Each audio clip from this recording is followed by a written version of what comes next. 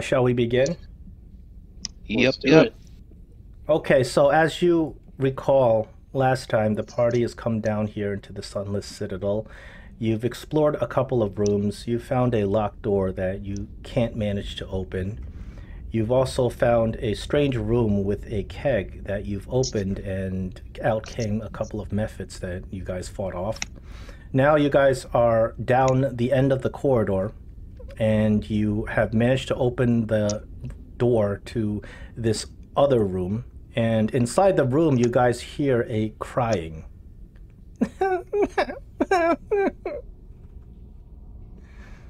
Are we able to tell? Does the crying sound like it's coming from something living? You believe it is something living. It's not. It doesn't sound supernatural. It certainly doesn't sound human or halfling or any standard normal race. It sounds like it's some sort of creature. You can't tell what kind of creature from where you're standing, but certainly it's not. It doesn't sound like it's a supernatural ghost or anything like that. Okay. Well, I guess we need to go in. I guess so. Does everybody have the screen? The map? No. Yes. Not I. What? Remember when you open your character sheet, if you double click on the your token picture, it'll pop it up. Yeah, just remembered you said that. Yeah. So I'm here. So John's in. You enter this room, and you take a quick look around. First thing you notice, very obviously, is that to the south of the room, as you can see, there is a square cage. This cage is made out of strong iron bars. Some of them appear to have been tampered with and bent out of shape. The door of the cage lies open. Inside the cage, you see a lot of detritus, a lot of garbage, a lot of chewed up meat. Also, in this room, you see there is a table, and there are several small objects in the middle of the table. You'd have to get closer to take a look. And on the far end of the room, opposite of you, there is a bedroll, and there appears to be some sort of creature inside the bedroll. It's covered itself up and huddled up, and you can see it's writhing inside this bedroll and crying. Interesting. There is also a large pit right in the center of the room. It appears that recently there was a fire. There was a fire that was put out there. It appears to be some sort of warming pit or ritual pit or possibly a cooking pit. Hey. Well, I would like you guys take the lead on this one. Well, there you go. As you walk in, whatever creature is crying inside that bedroll doesn't do anything differently, just continues to cry. You see it's And you said that was to the north? I'm looking at the pit. I'm seeing the table, the cage. It's over there. That's the bedroll. Yeah, that's the bedroll. Okay, yep. I'm going to step right here and say in common, are you okay? What's going on? As you speak, the bedroll all of a sudden starts, and then from inside the bedroll, you see a head pops out, and this head, this creature looks like this.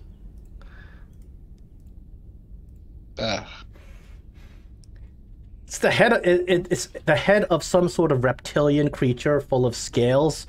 He got bright yellow eyes, and he's got a reptilian tongue that slides out. And a creature looks at you. It looks extremely terrified, and it tries to speak like. It's struggling to speak, and then finally it starts getting some common words out, and it says, "Smooth skin, smooth skin. You smooth skin. No hurt, Meepo. No hurt, Meepo." And it curls up in the fetal position. Okay, I kind of palms out in a quiet voice. We won't hurt you. What are you doing here? I need a persuasion.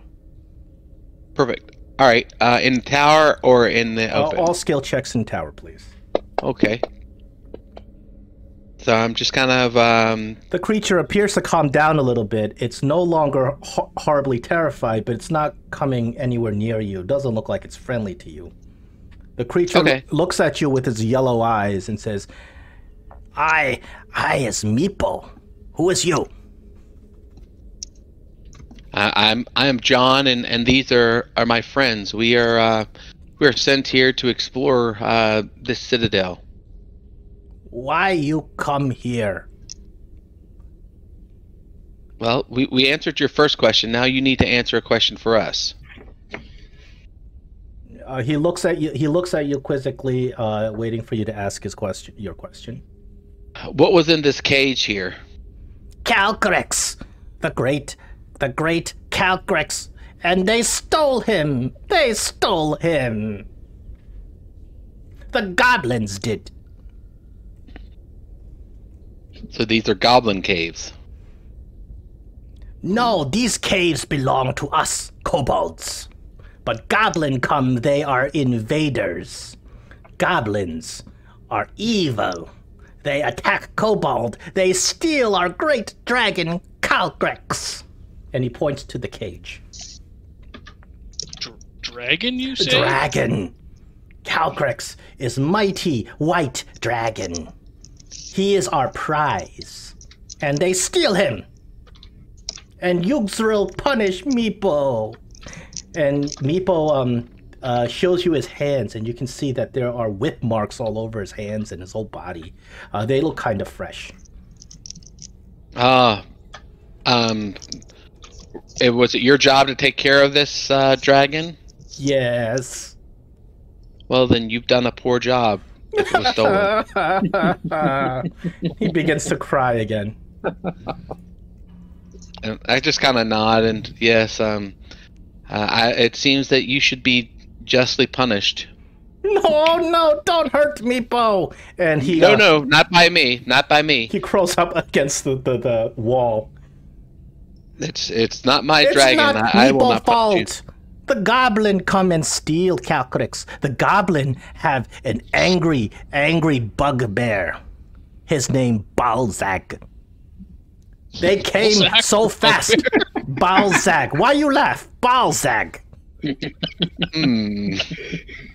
I kind of chuckle, and I look at Kay, and I kind of shrug my shoulders, like, yeah, I have no idea. What do you want to do?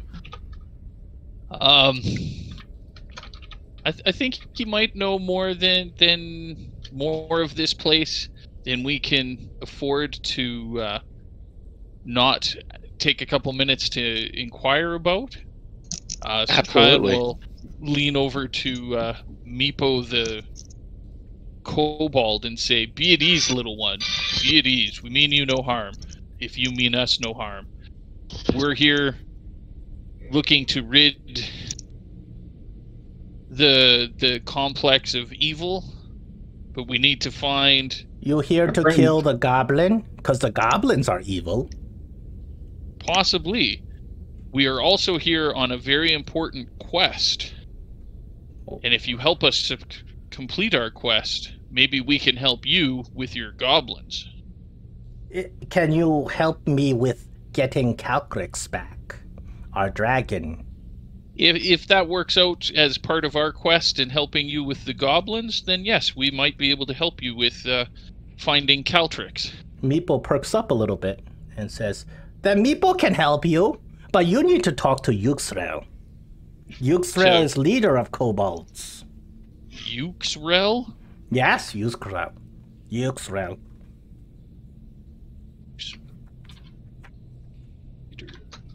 Meepo would spell for you, but Meepo no know how to spell.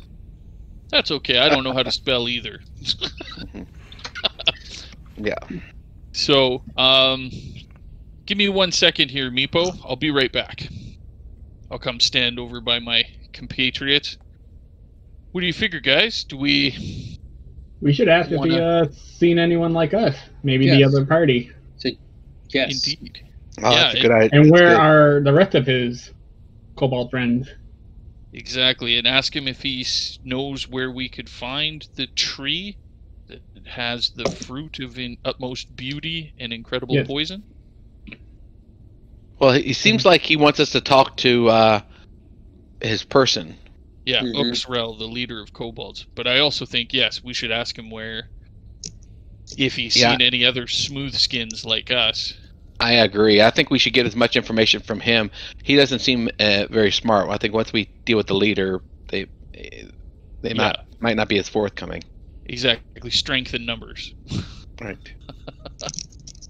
Does anyone want to... Meepo's just sitting there picking his nose. No, you're doing a great job. All right. Also, do we want to find out how big this dragon is? Well, if it fit I looked at the cage.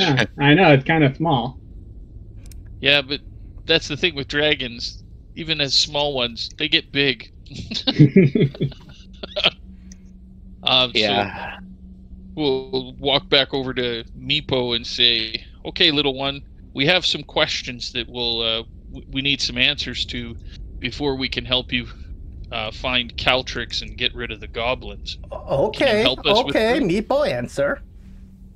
All right.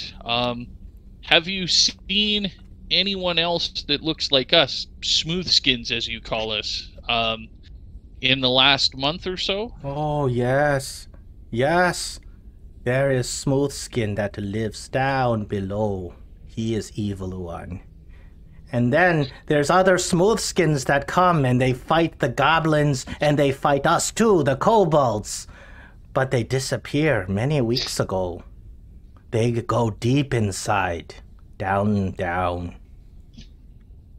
Okay. Do you know their names? By chance? No, they attack. Oh, they just attacked you. They don't come near Meepo because Meepo was with Caltrix then. I see. Okay. Let's see. So if you don't know their names, I guess... There are many kobolds here. Meepo know where they are. Meepo tell them not to attack you because you helped Meepo. Yes? That'd be great. And where are the goblins? Oh, the goblins are to the north. There are secret entrance to Goblin Place. Goblins and kobolds enemies. We fight. We fight in the Underdark and we fight here. I see. Okay. And where is Uxrel? If you want Meepo show you, Meepo can show you. Okay, not just yet. Where is Balzac, the Bugbear? Is he with the goblins? Don't know. Balzac helped Goblin. He big, nasty Bugbear. And then Goblin helped the evil one below. Evil one, very scary. See. Evil Smooth Skin down below. Evil Smooth Skin. And when was the last time you saw the evil Smooth Skin from down below? I never see, but Yuxril knows. You ask Yuxril. Okay. All right. Give me 1 minute. We'll be right back with you. But before you step away, I say, remember the fruit that you were going to talk on? Oh, that's right. Sorry. Meepo, as part of our very important and special quest, we're looking for a special tree that has very beautiful and poisonous fruit. Oh, Meepo hears story of tree down below with evil one. With the evil one down below. Kobolds no see, but goblins know. Goblins work for evil one. That's why goblins is evil. Okay. And do you know anything about the door just south of here that has a dragon face on it? Meepo don't know, but Yixril knows. Yixril knows, okay. And which way did the goblins go from here? Did they go down this long hallway, or did they go through one of these doors? The goblins have base north of here. They send scouts. Scouts kill many kobold. Yixril, I'm sorry, not Yixril. Meepo points to a door. Here we go. He points to that door. He's like, sometimes goblins come from there. Okay. Yeah, Okay. that door is locked, and Meepo have the key. Only Meepo. Only Meepo has the key. Would you be willing to give us the key so we could go through that door and... If you go kill Maybe. Goblin, yes. Exactly. Well, then we'll talk about this in a minute then. But okay, so if the goblins come from there, Kyan takes a few steps back and then goes, "Can you tell us anything about what might be behind this door here?" Oh, Meepo tell you, that's more kobolds. These kobold guards. Meepo knocks on the door. Meepo says, none of you speak Draconic, I'm assuming, right? I do not. I don't think so. Okay, Yeah, so let me double check. I don't think I do. so Meepo barks in this unintelligible language. And then he knocks on a door and he says the word ticklecorn. And from the other side of the door, you hear similar voices to Meepo's also yell out, "Ticklecorn!" Yes, they kobold guards. They watch for goblins. Hang on. Excellent. Okay. And Is what this- about... The door that he says is locked all the time. That the goblins somehow come through, but he's the only one that has the key to it. How are the goblins getting in? Goblin break door, then Meepo repair door, and then goblin break door. Before Oh, Goblin too Meepo. scared because Calcrick's here, but then Goblin steal Calcrick's. Now Meepo defenseless. And what about the two doors to the lower left of this room? It's Where do nothing. those go? Meepo goes down and he opens one of the doors. He's like, "You see, nothing in this room." And as you peer into that room, you do notice it's empty. Oh, And then Meepo goes down to the other. He's like, "This where we keep food for Calcrick's, but Calcrick's no longer here." And he points to this door. See. Do you mind if we check that room just to make sure goblins haven't snuck in there? No, Meepo don't mind. Okay. I'm thinking, what do you guys think? I'm thinking we should maybe clear some of this area. Did you open before a we- door to the room? I did down here. Okay, hold on 1 second. The minute you open the door to the room, Oh boy. dozens and dozens and dozens of huge rats are just swarming all over you. And a big chunk, like a big swarm of rats, just jumps right on top of you. And We better roll initiative. oh no, That don't. sounds like we're gonna There's kill no. something. There's no initiative here. You just get attacked because the rats will come up to you, Rob Shore, because you're the only one there, and the rats swarm you, biting you 3 times. All right, let's get down there. Ooh. I believe that's 3 hits, 2 hits and a miss.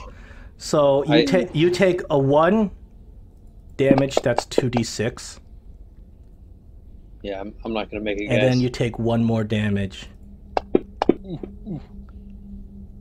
And then the rats disperse. You can go and try to hunt, kind of kill a couple, but they just swarm you as you open the door, nearly just biting poor Rob Sure to death. All right, I run down quickly, and I am going to lay on hands for 4 points. Excellent. And I'm targeting, 1, 2, 3, 4. All right, that's going to give me 1 more lay on hands. And I know that's going to get you up a little bit, but so, all right. So, You should not have opened that. We don't touch it for many weeks, and rats come. Yes. Thank you, Meepo. Thank you, Hindsight people. 2020, Meepo. yeah. Hindsight 2020. Meepo would tell you, but you run in. Excellent. I'm gonna look at it what's There. on the table and see if there's anything worth taking. Okay. You're talking about the table inside the Yeah, the room that This one, Meeple's right. in, correct? yeah, this one right here. So you look at the table, and there are a couple of items inside the table. Not, most of them are just weird little figurines that kobolds have. It appears that Meepo probably has made, but there is one item that looks like it might be worth some money. You see a jade figurine. It is a very beautiful dragon figurine. And Meepo looks at you. He's like, "Meepo, find that! Meepo, find that! It was inside the rubble. You, Meepo friend, you can have. You want?" Indeed, that's so nice of you. Thank you so much, Meepo. I will trade you, in fact, for it. And I will take out one of my torches, and I will place it on the table and say, "This is for you, Meepo." Oh! I'm putting the jade figurine, the 4 jade figurines inside your inventory. Perfect. I will put, I think I dropped. Yeah, just drop the torch. Meepo takes it. Oh, and you see Meepo is just mystified with this torch. Oh! Nice. And where was this rubble that you found this figurine? Meepo points to the direction that you came from. Outside. Okay. It's a likely part of the stuff we've already searched through. Okay. Well, we better go see this leader, so we can get the okay, and we'll explore north. If you want to go, you follow Meepo. Come. I go over to Rob Shore, and I give him the scimitar and the shield. I'm like, "Hey, you're hurting kind of bad. You might want to take these 2 things that we found in the that pit before." All right. I kind of look at my look at the shield. Kind of watch out. All right. I have 2 of them. I don't need one. Yeah. I think I'll hang on to this one. All right. And do you want the scimitar also? Is that going to be enough to defend these rats that keep on coming after you? Yeah, I have means in the ways of swords, but I'll take the shield. Come, you follow Meepo. Meepo take you to Yuxrel.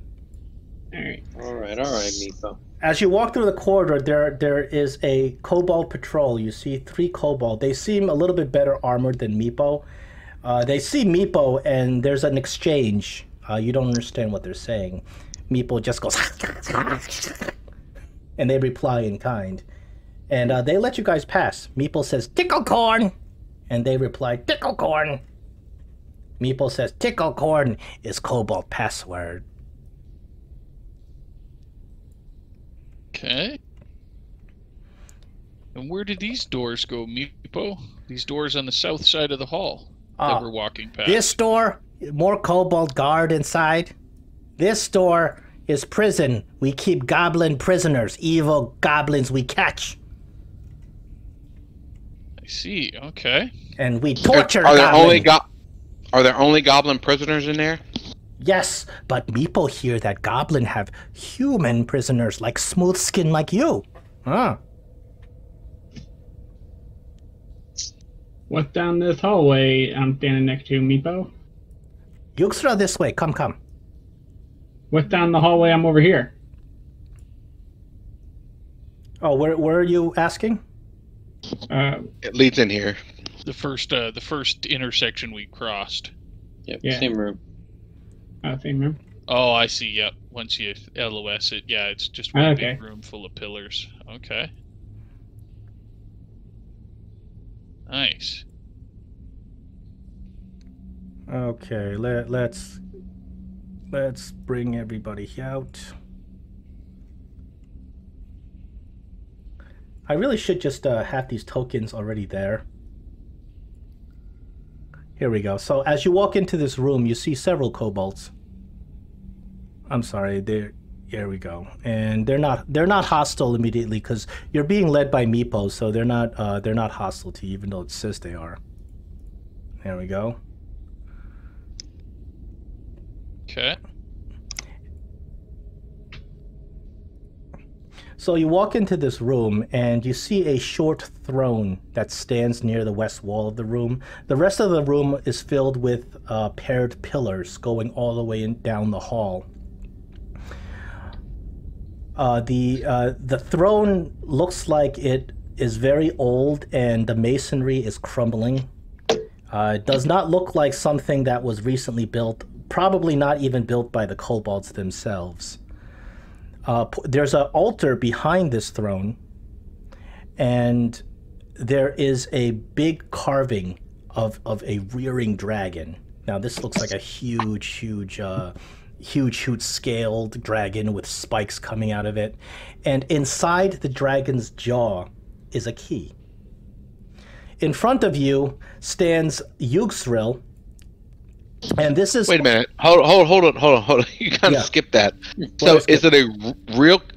is it a real key, or is it just a key in a painting? No, this is a key. The behind is a relief. It's a carving of a dragon, but inside the mouth of the dragon is a actual key. All right. I kind of look back at the party, and that looks like it would fit into that door our rogue should have opened. Sitting on a throne is yet another kobold. This kobold looks a lot more kind of well dressed and well kept than Meepo does. He doesn't have all these scars on his skin like Meepo does, and he's wearing a robe and he has a ring on. He's sitting there in a very regal pose, like he's some sort of leader.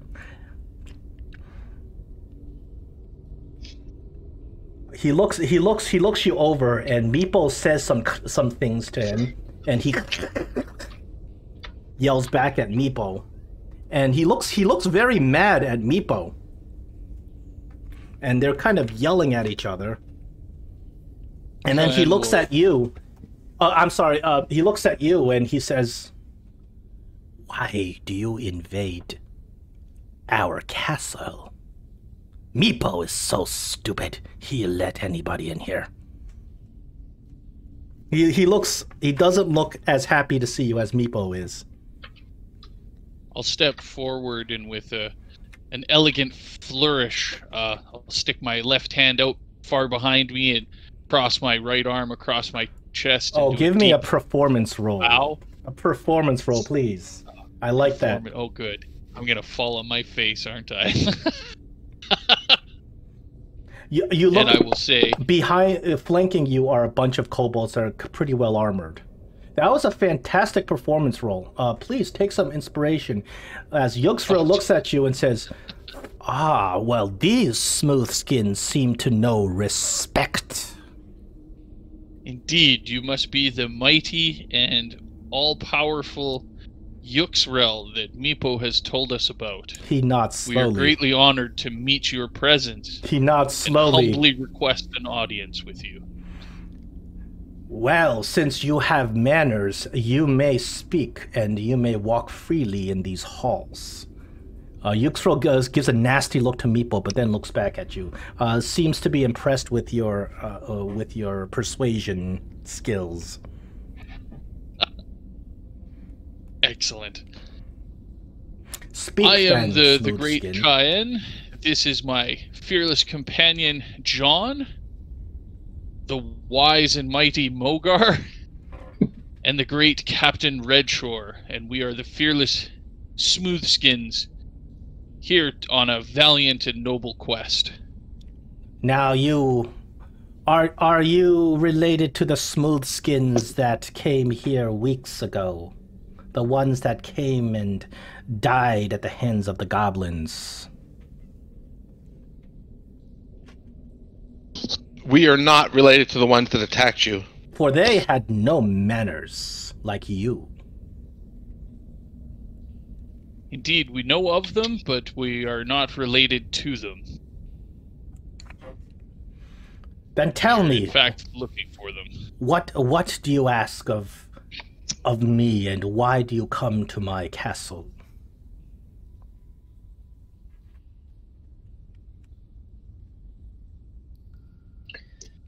Khan looks around and Does anyone want to take the point? Yeah, we seek the tree of beautiful and poisonous fruit. Oh, that tree. You must be speaking of the crazy, crazy smooth skin who lives down below. The goblins are his servants, you see. He is called the Outcast. He has been cast out from your people, and now he invades my castle. He gives these fruits you speak of to his goblin minions. And they take the fruit and they disperse the fruit all around the lands. And these fruit grow horrible vine beasts. We call them the twig blights. Kind of look around to the party like, all right, that checks out. That sounds like the things that attacked us. Yes, when we first got then you are here seeking the Outcast, a very dangerous evil. Killed many of us kobolds. Controls the goblins.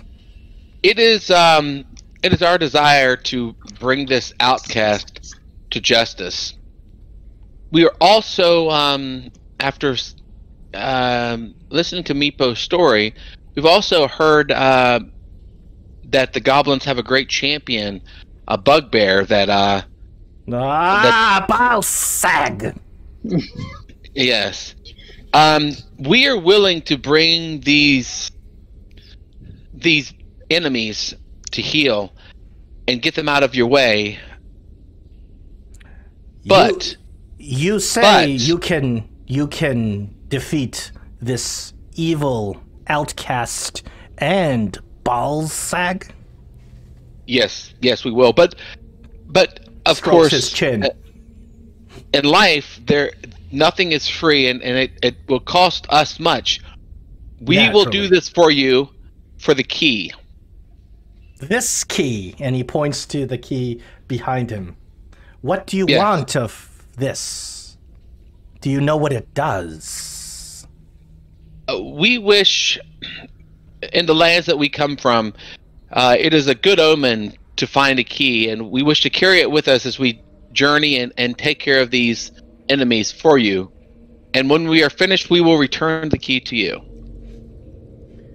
This key opens the legacy of a Shardalon. And as he says a Shardalon, it's like a big deal. You see all the other kobolds, they almost kneel in reverence. A Shardalon. It opens the demesne to the key, to a Shardalon. He says, I can give you the key if you earn my respect. He said, Meepo must have told you we lost our dragon, stolen by those horrible goblins. Yes. Return my dragon and the key I shall give to you. Meepo looks excited at the prospect of getting his dragon back. Caltrix.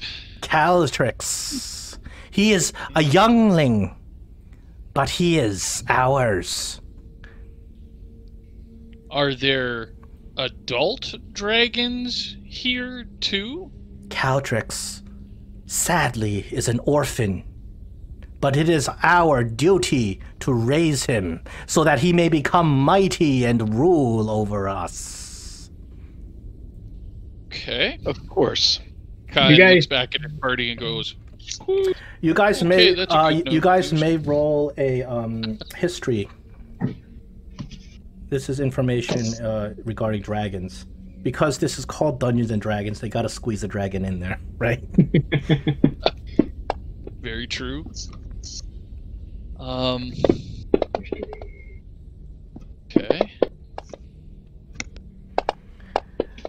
Cayenne and John Ashford, you do happen to know a little bit about dragons as things go in folklore, and dragons are they're very mighty beasts, and they are highly intelligent. They show very strong reasoning ability. Some of them even master magic.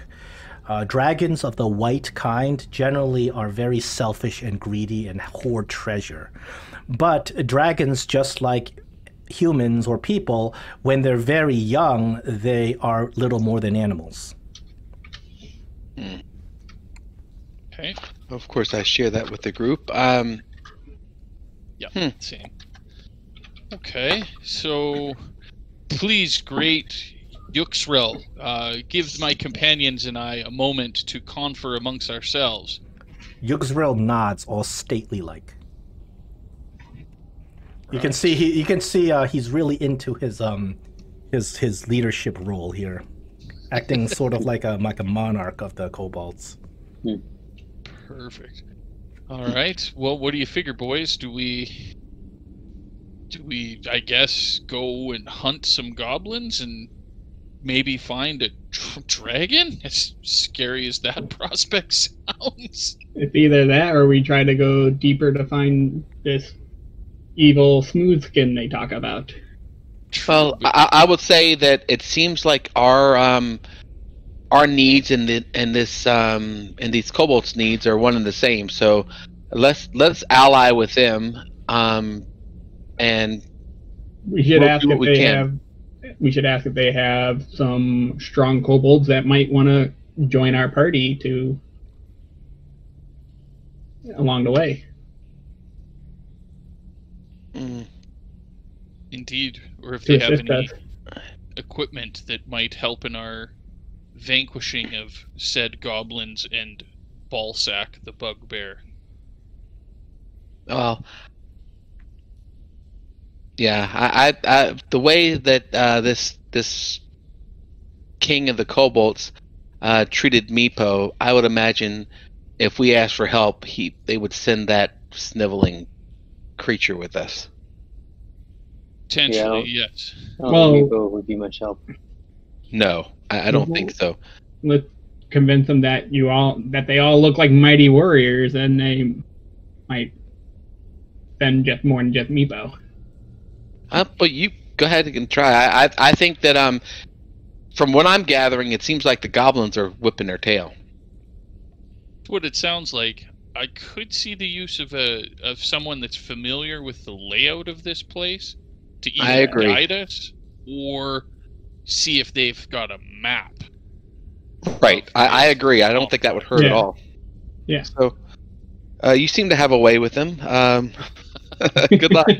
Well, I could try. We'll see. I almost slipped and fell on my face trying that goofy ass bow thing, but I heard about it in some story I read one time.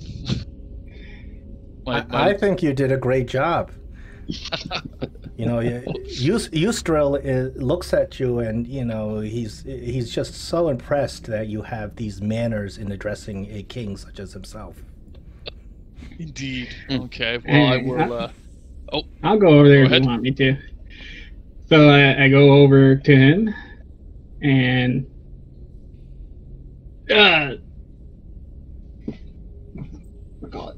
you seem very knowledgeable about this place, and I'm hoping that we are very new to this place.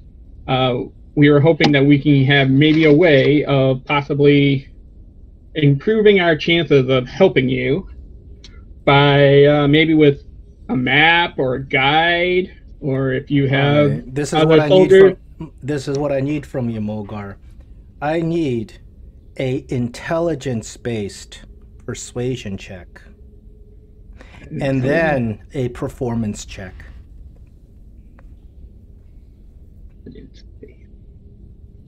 Alright.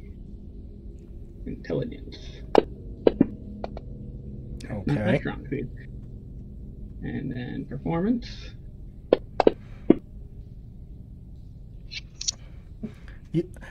Eustrel just he has his fingers sort of clamped together, and he says, "You seem to be wanting what we want. and I believe you, but you haven't proven anything to me. I will give you Meepo. Meepo, you go with him. And Meepo's like, no! No, Meepo, you go. Meepo, you have to redeem yourself, Meepo. And Yustra just starts yelling at Meepo in Draconic. Meepo knows the way. Meepo can show you. And because you have good manners and good faith, Yusrel will give you one present. And Yusrel motions to his that altar behind him. Motions you over.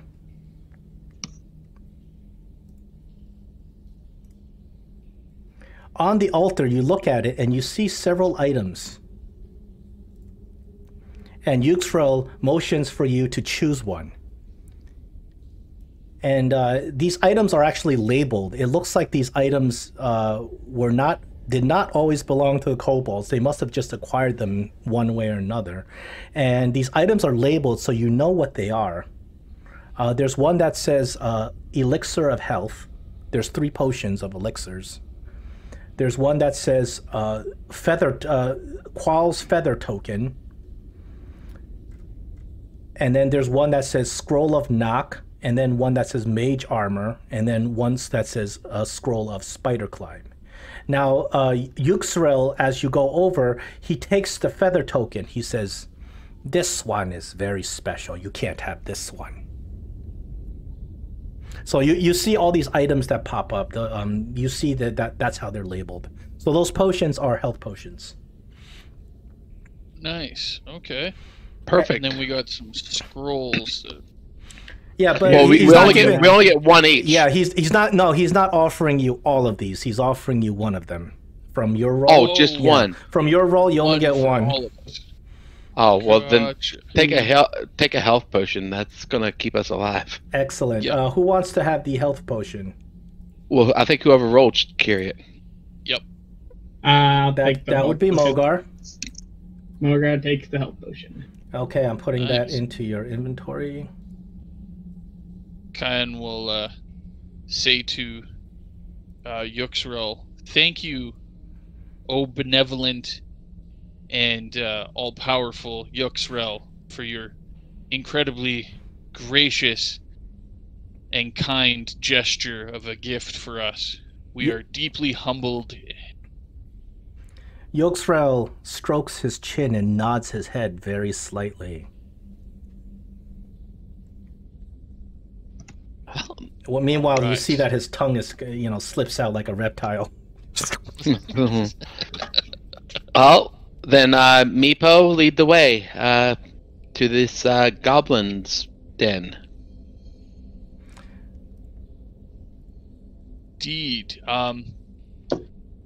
Before we go, do we want to investigate and make inquiries to the goblin prisoners that they have to see if we can interrogate them for info? I think that would be Or a good leave idea. well enough alone? Yeah. Well, you know what? Before we go, why don't we either do a short rest or something? I think You want sleep? Meepo can help you. Meepo have bedrolls. Yeah. You want Let's sleep? rest. Let's rest, guys, before we go. I think that would be a very good idea as well, because we got 2 party members that are injured at the moment. Meepo Yeah, and motions you over to this room. And he says, bedrolls in there. And he opens the door to motions you over. And you walk inside this room and you see there are 3 other kobolds in this room. And Meepo says something to them and they just leave. And Meepo says, you sleep here. You sleep here. Nobody bother you. And there are Right. bedrolls all over the place. However, they're sized for kobolds. So Mogar and Robshore, you don't have much of a problem because Yeah, of your it's quite size. comfy in here. But Oh, the yeah. 2 humans, these bedrolls are about half your size. Oh yeah. Well, I'll just sit on the bedroll and lean up against the wall and sleep. I'm a soldier. I have no problem sleeping. Kyan, being the practical fighter that he is, sees that there's multiple bedrolls and there's only the 4 of us and all the other kobolds left, so he'll grab 3 or 4 bedrolls and kind of mound them in a pile in the corner, lay down, and almost instantaneously you hear slight coming from the corner. All right. Yeah. Are you guys taking an 8-hour long rest or a short rest? No, we might as well take a long rest. I mean, if Meepo we will can- keep watch. Nobody bother you here. You sleep. You sleep as long as you need. perfect. Then that's Yeah, what I we're mean, gonna do. I guess that makes sense. Yeah, we could take a long rest, save our Okay. our hit die. You Yeah. trust Meepo not to stab you while you sleep? Oh yeah. Okay. Meepo seems, yeah. When the DM says that with like a question mark at the end,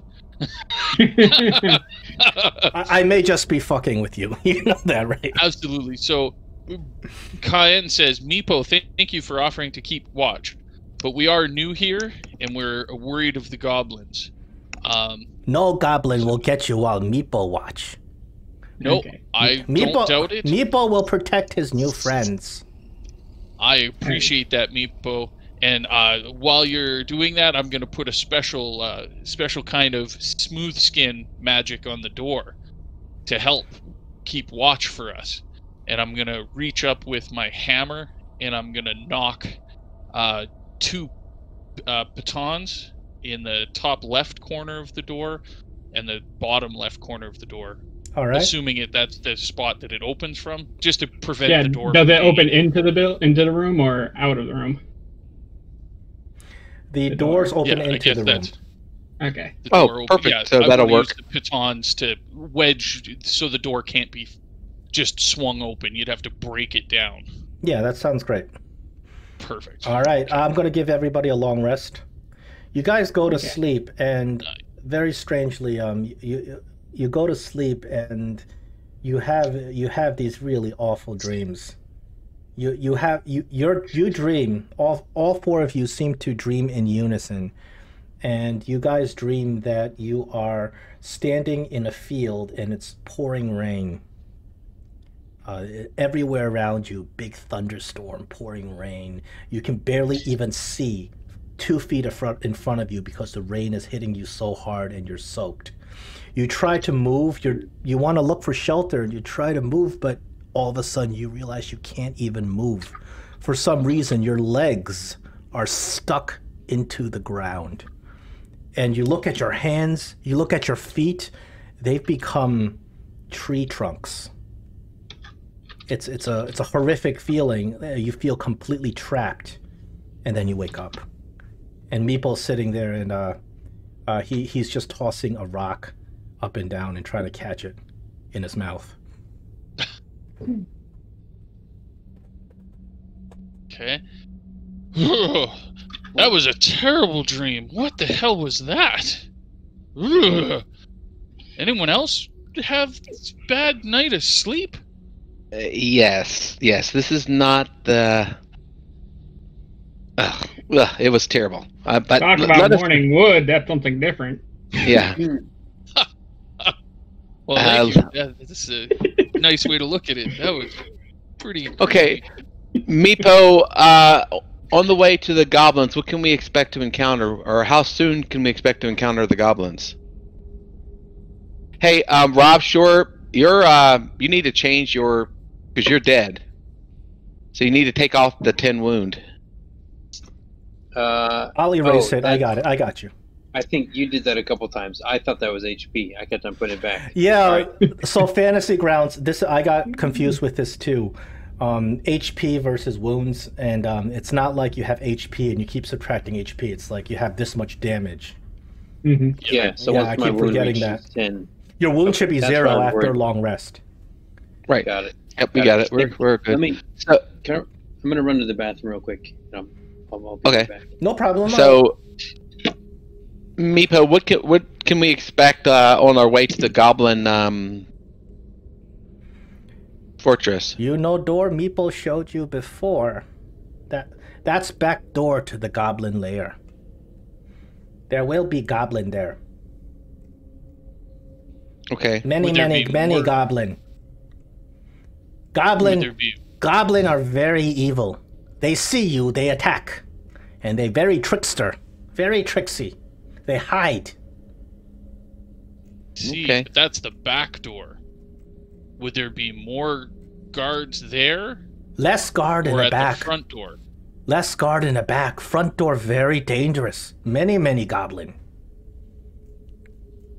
I think that settles that. I mean, it sounds like we should definitely go in the back door then.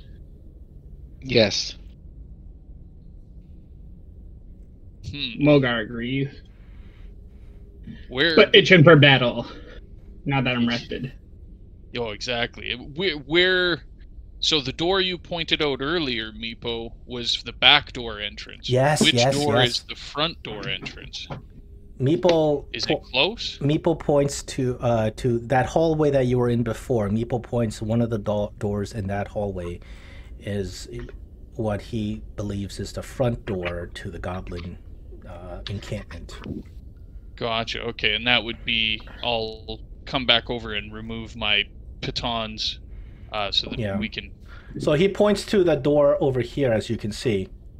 That door And there. he says, okay. "That's the goblin front door. Kobold no go in there. Goblin no go in there because big fighting if we do." Gotcha. And what's in this door here? Where my marker is, at the end of the hall. That's the Kobald village. It's where all the Kobald kobolds village. live. It's where Meepo was born. Oh, excellent. Are your parents still there? No, my parent got eat. Oh, I'm sorry to hear that, Meepo. What's Oh. in this door here, immediately right beside us to the north? Like, Meepo says, "Oh, that is door. It go into Underdark. Before Kobold come here, Kobold live in Underdark." I see. So that would take us potentially down to the evil one? That's where we would No, go to get evil to one. him? Evil one go through the goblin layers. Okay. Oh, Interesting. So we got maybe multiple entrances to the Underdark. Oh boy. Yeah.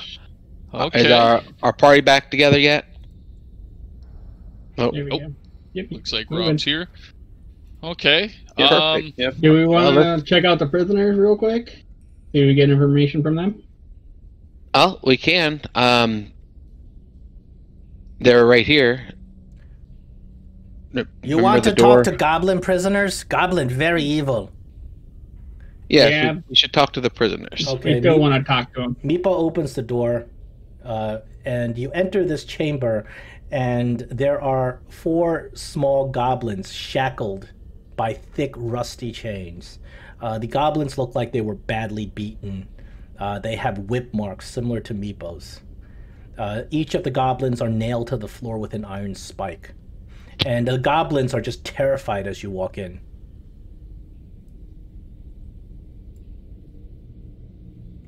Tell them what you know.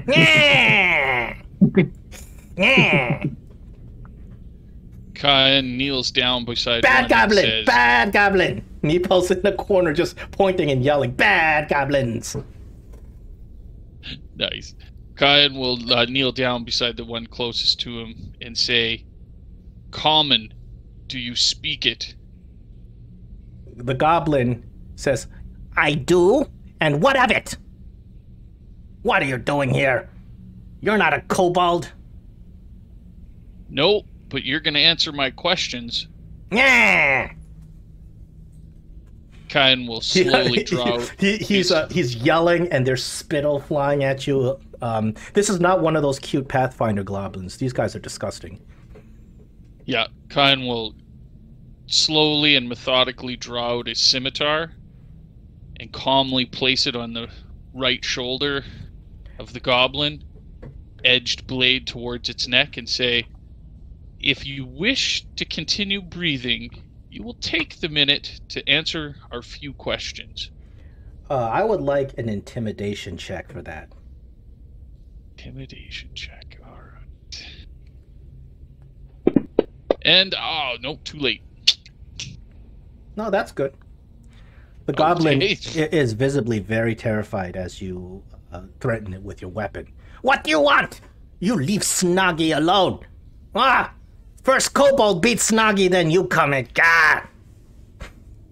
I'll gladly let the sniveling thing that is Snoggy continue breathing if Snoggy tells us how many goblins are attacking the kobolds. Goblins attack kobolds because kobolds no share tower. Goblins don't want to be here either, but goblins have no choice. How many goblins are there? I don't know. Maybe 20, 40?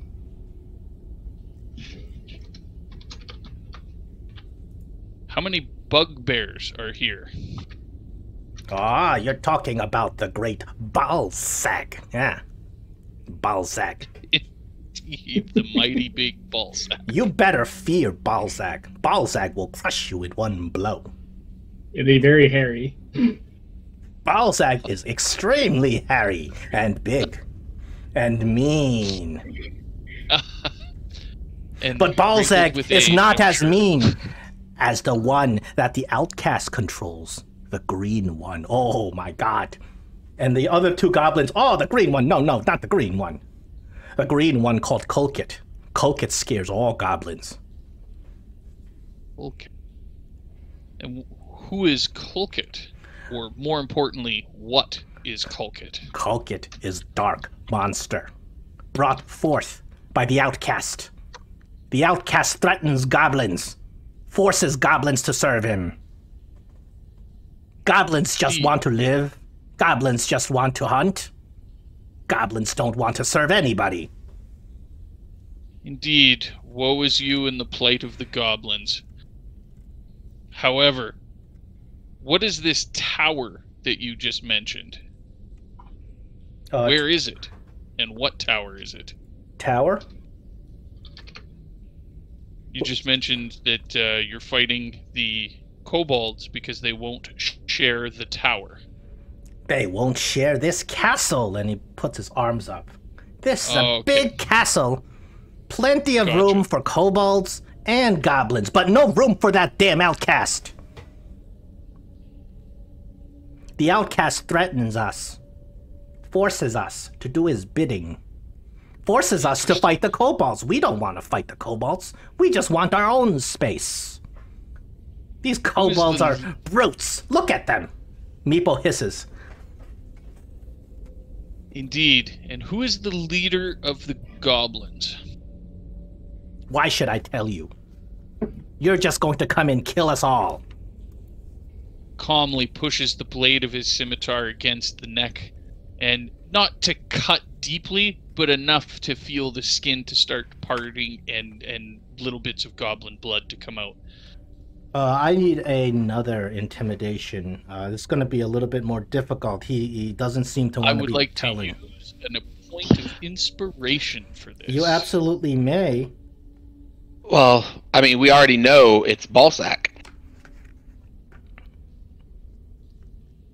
What I'm trying to get to is there a different leader of the goblins that we could, in effect, kill Balzac and, like, quote-unquote, free the goblins? I'll reinstate their old leader. Okay. Exactly. Kind of, you know what I mean? Because he's trying to play it, or they're making it sound like the goblins are just abused slaves, really. And if we set them free, that seems to be the spiel that the kobolds were giving you too. Exactly. So, but maybe we can pit them so that they're not all going to fight us all at the same time. Put that thing away. Our chief is Chief Dern. He's the king of the goblins. Balzac is our friend, but even Balzac is scared of the great green one. Green one. Okay. Kolkit. Oh, and the other two goblins start in unison. Oh, Kolkit. Oh. Okay.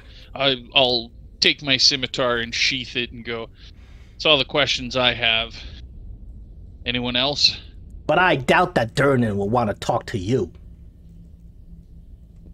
You're working with the kobolds. What if we say we get rid of the outcast? Would your leader like us then, you think? I don't know, but I don't think he'll talk to you if you're walking around with kobolds.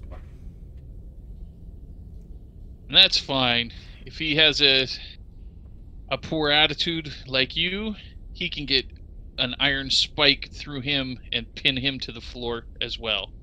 If you were chained up like me, you'd have a poor attitude too. Yeah. Well, that's true. If you were chained up and beaten for 3 days straight. Yes. Meepo I runs agree. over. We beat goblins because goblins evil. Shut up. Yeah. Indeed. I think that we need to go. This is enough of. Yeah. I'm already deeper into their politics than I want to be. Yeah, so since you've had enough of these goblin prisoners, Meepo leads you over back to the door. He takes out his key, and he opens the door. This way. All right. This way. Well, let's go. We follow him.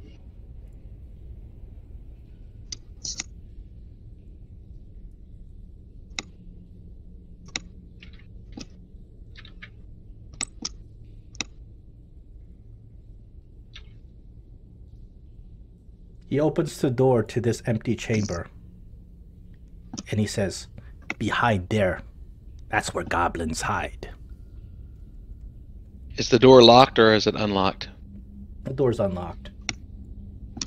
But Meepo just gestures. He doesn't want to open it himself. He looks like he's not really that brave. Okay, I'm going to step in front of it and let the party get ready. I'm going to open it, and I'm going to actually dodge. So that if they start attacking me, that's fine. But I'm not going to attack the first round. I'm going to pick dodge, and that way everybody can get ranged on them, and we can assess it from there. Does that sound okay?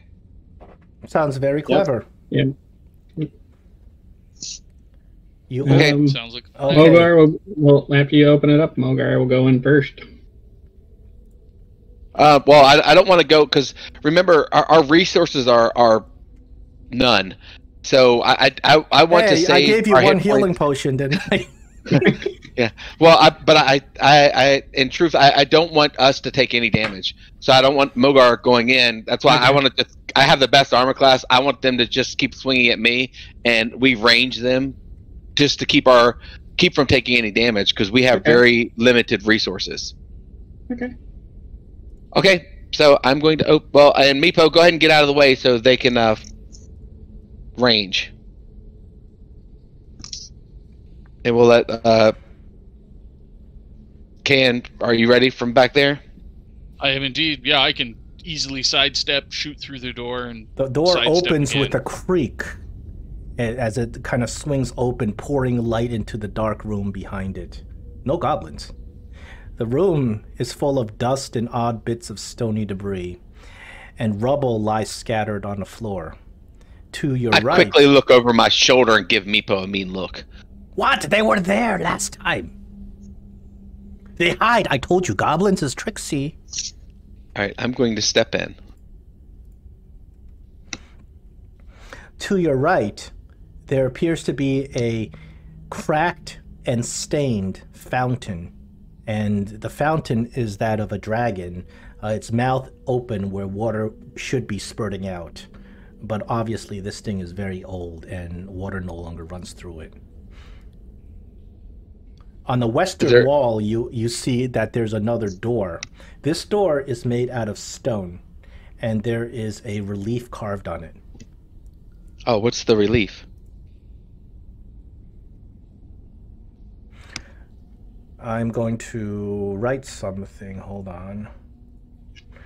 You see this thing written on it.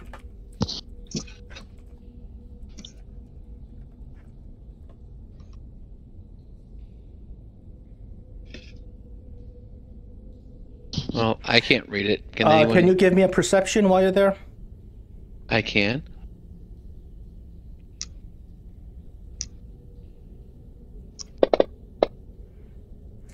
As you walk near the door, you notice that the air specifically around the door is kind of cold. And the door itself appears to be emanating this coldness.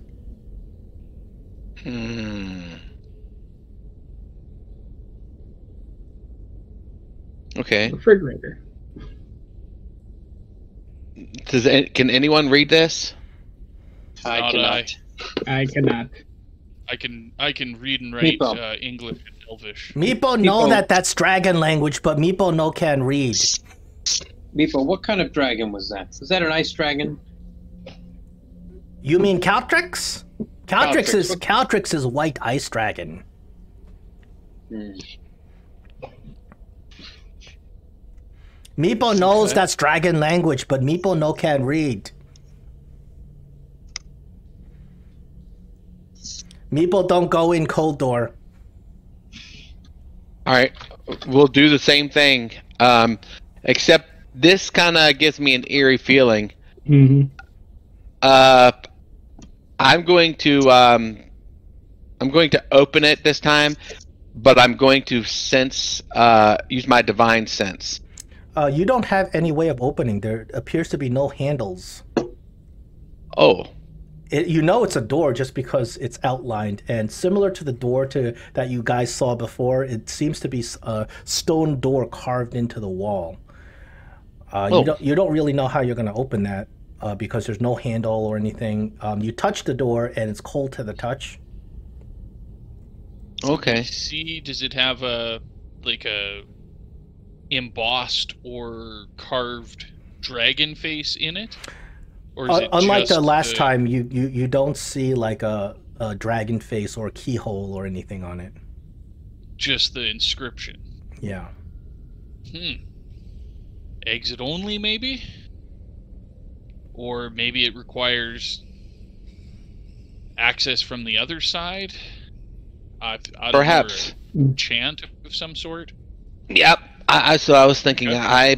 maybe there's another entrance. I don't see I'm not a locksmith, but I don't see an opening. So perhaps we'll go further down the hall.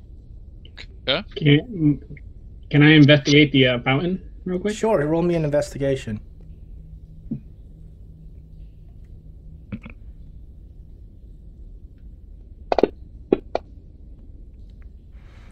So on this fountain, there's a thin layer of scum that coats the basin of the fountain, but otherwise it's completely dry. You look around the fountain, and you notice that there is a worn away inscription, also in that same dragon language, and the basin. Unfortunately, Meepo looks at you just confused because he knows that that's the draconic language, but Meepo is too dumb to read. Hmm. Do you know of any kobolds that can still speak that language, Meepo? Well, Yuxrel is the smartest. Yuxrel knows, but Yuxrel already mad. Meepo too scared to ask. Well, it's something to keep in mind. We'll ask Yuxril when we're done with the goblins. Yes. Did Meepo say what the dragon statue looked like? Besides just a dragon, like did it look like a ice dragon or like a water dragon or anything like that? Do you mean the statue that's in front of you? Yeah. You can't tell if that's an ice dragon or any other form of dragon. It's not colored. It's made out of stone. The dragon does look like it looks pretty menacing. It has some spikes. You ask Meepo, and he says, "Oh, that's a Shardalon. A Shardalon." Okay. They appear to revere this Shardalon, which Okay. you guys know just from the history from the past that he was a famous red dragon. Indeed. Okay. I guess we go further down the hall. Yeah, let's. It's either that or we try to play with the Watch fountain out! at all. Goblins probably hiding. Goblins is tricksy like that. All right, I go to the door again. We will do the same setup. And I open the door. Well, once there you go, and I open the door. You open the door, and beyond the door is another square, empty chamber. So in front of you, you have this empty chamber that you just walked into. The other end of the chamber does have a door. On the other side of this area is a long hallway. I think we should look in the hallway before we. Yeah. I think that maybe, kind of go down the hall. Looks Yeah. like maybe there's some little alcoves or doors halfway up. It looks like it. Partially open. Yeah, I agree. So we go back out and shut this door. I'll shut it for you. There you go. All right. So as you go down this hallway, it contains 6 doors to your left and right. All the doors are slightly ajar, and the area just smells kind of musky. It smells a little sweaty. Is it well lit or dark? It's dark. The only light that's present is the light that you bring in. Gotcha. Well, I do not have night vision. I don't either, so we're going to have to John, carry give me a perception check. Okay.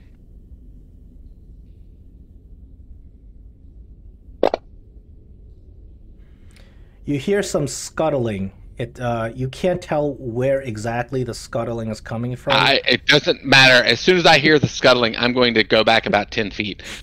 We've been attacked by rats every single freaking room. Yeah. Indeed. So it sounds like there's some rats up there. So we need to be careful. Why don't you roll me a nature All right. to kind of figure out what that scuttling was. Well, I'm going to assume what it was, but Yeah, you do believe that that scuttling was similar to the scuttling you've heard before. You do believe that there's more rats somewhere around here. okay. All right, Meepo, go ahead and take the lead. Let's and I'm going to light a torch and I'm going to hand it to Meepo. No, I don't want to go. Well, I light a torch and I hand it to Meepo and I tell him, hold this. Well, I hold the torch, but don't make me go. Meeple's scared. Okay. I'll walk with Meepo. All right. Well, we'll keep Meepo where he is, and we'll just go very slowly. I guess Rob Shore and I will just kind of take one step at a time and go up. Now, are you going straight through down the corridor, or are you going into some of the rooms? Well, once we get to the rooms, we'll make that decision. Okay. We're kind of just taking, like, we're going real slow, searching, being very careful, being aware. I kind of step in this room here, or step up, and I'm going to kind of open. Yeah, you peer. I look back at the group. Why don't you roll me a perception as you peer into that room?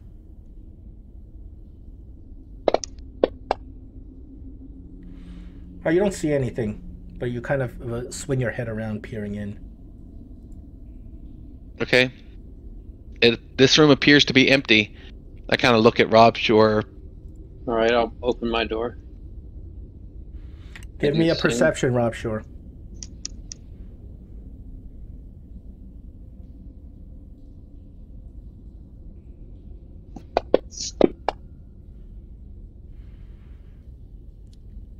Rob Shore, you see 2 beady eyes staring back at you in the back of the room. I yell out, "Goblins!" Oh no, those are you've seen these before. These are the rats. Oh boy, the rats. Okay, yell out, "Rats!" The eyes retreat as you yell it out. Well, I just say shut the door. Yeah. They can't get through the. They can't open the doors. I'm kind of holding my hand from where I've been assaulted before. Okay, so you would like to shut the doors? Yeah. Yeah. Bam, I bam. shut those two doors. Those 2 doors slam shut. Okay, so we're going to go down to the next set, I guess. And once the party kind of, and I tell Meepo to get up here with the light, Once the party gets up here, I'm going to open mine. And let me roll a perception.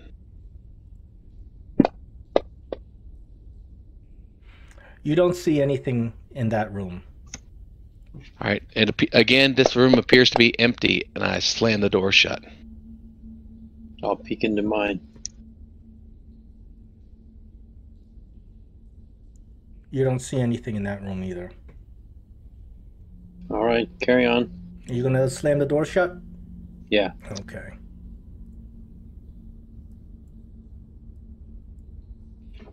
We heard something crawling around, but Yeah, we saw some rats though. You might have missed out on all this awesome treasure. You don't know.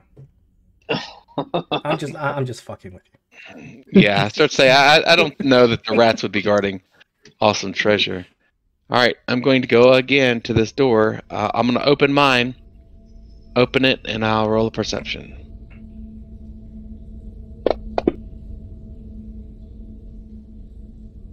You don't see or hear anything beyond there. All right, slam.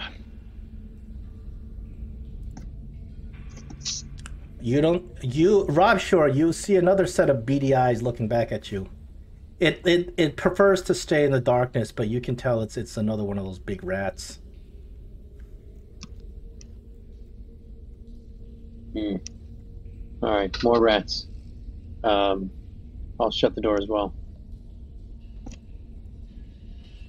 So I kind of peer over to this box-looking thing in front of us.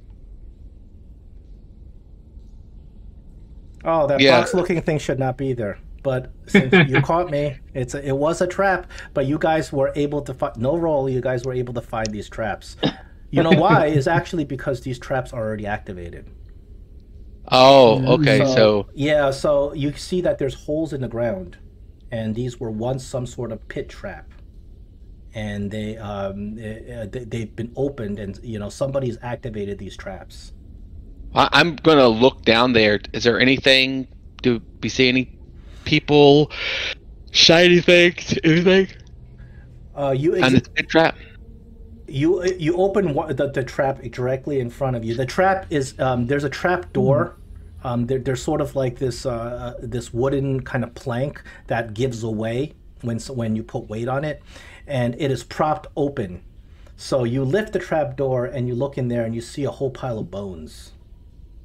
Ooh. Mostly they mostly look like small bones, probably belonging to rats, and there's a whole bunch of rusted metal bits. There's some makeshift spikes made out of rusted piece of metal, and there's filth from dead rats. Well, I'm stepping to the side of it, being careful, and I should tell everybody. Yeah, you don't have any difficulty stepping around this trap.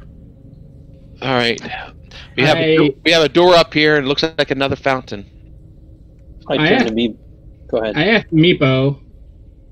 Goblin Meepo, traps. Those are goblin traps. Better not be lying to us, Meepo. Meepo no lie. When did Meepo ever lie? Can I do an insight check? Yeah. Not like a bad. Good, but... You can't tell whether Meepo is lying or not. It's just because he's a kobold and his kind of mannerisms and facial expressions don't really speak much. Okay. I turn to Meepo. Have you ever been this far? Have you ever been here before? Meepo no come here much. Too many goblins. Goblins hide, they tricksy. Well, you've been very wrong about the goblins so far. They hiding, that's why. They hiding, I tell you. They hiding. As far as this fountain goes, are we able to determine anything about it? Is it just a mirror image of the previous fountain? This fountain looks very similar to the previous fountain. Also, this fountain is completely dry. Are you kind of going near it? You want to check it out? Yeah, is it stained the same way as the previous fountain? Roll me a perception.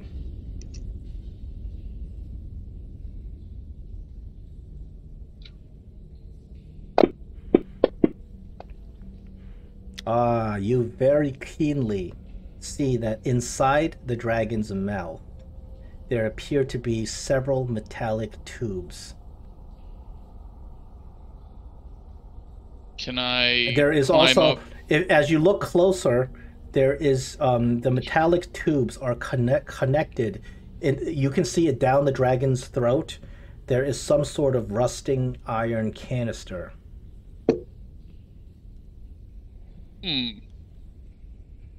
Some tubes and a rusted iron canister. Sounds like a I'm gonna- trap of some sort to me. I'm going to move out of the way of these tubes in case they're pointed at me. There is some more draconic writing, similar to the writing from the other fountain written at the base.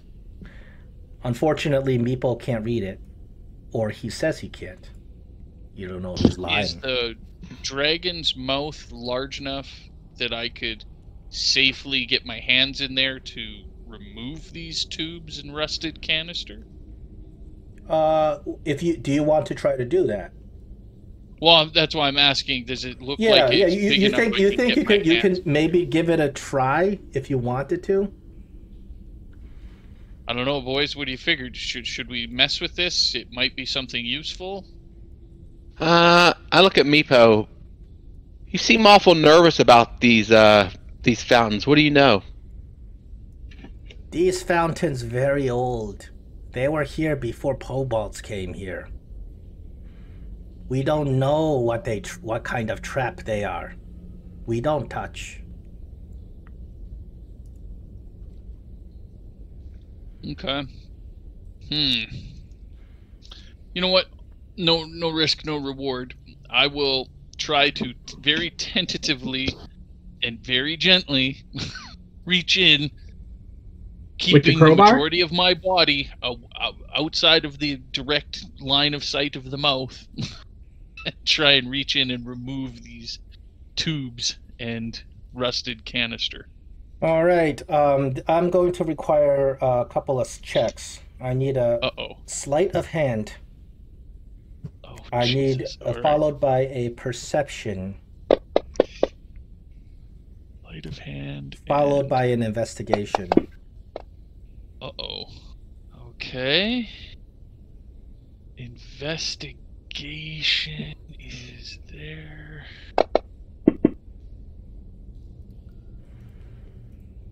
All right. 1 second. I'm trying to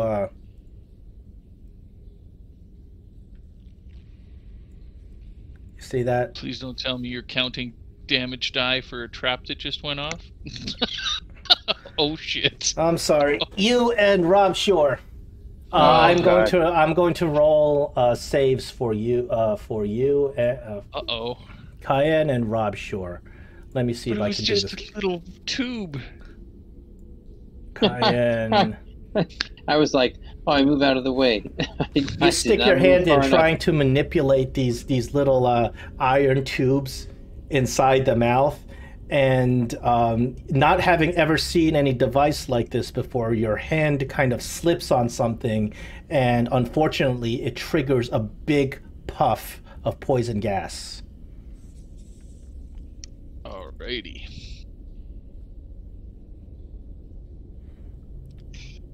Both of you successfully save. You held your breath. Oh my god! I turn to Cayenne, and I say, why don't you leave these things where they are? Quit sticking your hands in places where you don't know what's going to happen.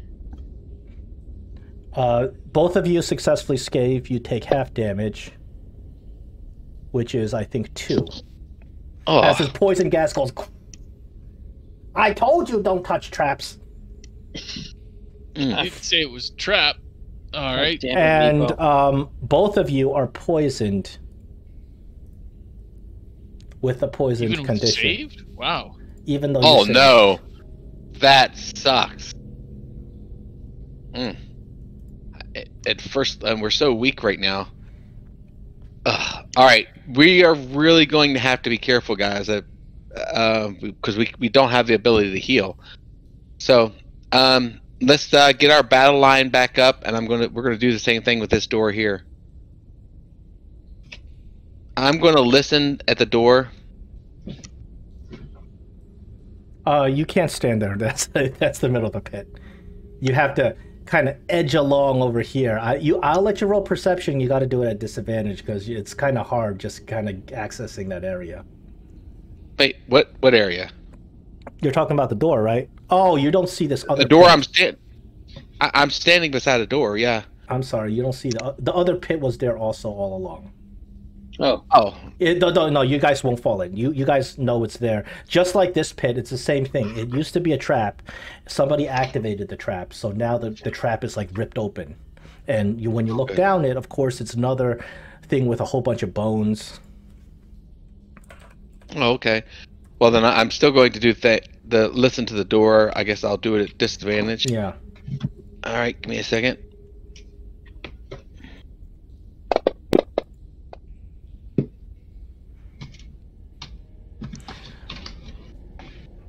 You do hear some scuttling on the other side. You can't really tell anything more than that. It's similar to the scuttling you heard before with the rats. I look back. I think it's more rats. We're gonna open the door just to take a gander. If it's a small room like before, we'll just shut it again. Now, one thing with this, the trap that's right next to you, now there's a lid on the trap, and the lid kind of swings downward. You see that somebody has put a little rock that's fixing the trap open, and you think that you can probably stand on this trap if you wanted to. All right, I'll test the weight. Yeah, it seems pretty solid. Okay, so I'll do the same thing. Let's get ready, and I'm gonna open up, take a dodge, and if it's nothing else, then we're fine. So, want to make a line to do our ranged attacks? Okay, where do you want Meepo to stand? On the Meepo other has side a of bow, by the way. Yeah, You don't I know how want good Meepo he is with it, but he's got one. I want Meepo to stand beside me with the fountain. That way, his light will shine into the thing. Okay. All right, are we ready? Sure. Okay. Okay. We're gonna try the same thing. I don't know where would be the best place to stand, so I'm gonna open the door. Open the door, you roll initiative, let's go. You open the door and an oppressive smell just wafts out at you. It's rising from what appears to be rotten carcasses inside. And inside you hear the scuttling of several rats. You also see a couple of humanoid creatures that have been chewed up real badly. And the rats inside are looking really, really vicious. Oh, good. Well, then I'm standing in front of the door like we talked about with my shield, and hopefully they'll all attack me. Or lure them into this pit that's right in front of us, maybe. Well, no, because remember, I'm actually standing like right here because we blocked it up, or somebody blocked it up so you can stand on it. Yeah. So this trap is being propped up, and it does appear to be able to support your weight. Yep. That's because I'm standing right there in front of the door, so they'll. But I mean, we already had our plan. I'm doing the dodge action, so everybody should attack me, hopefully, because I'm the only thing they can see in the door.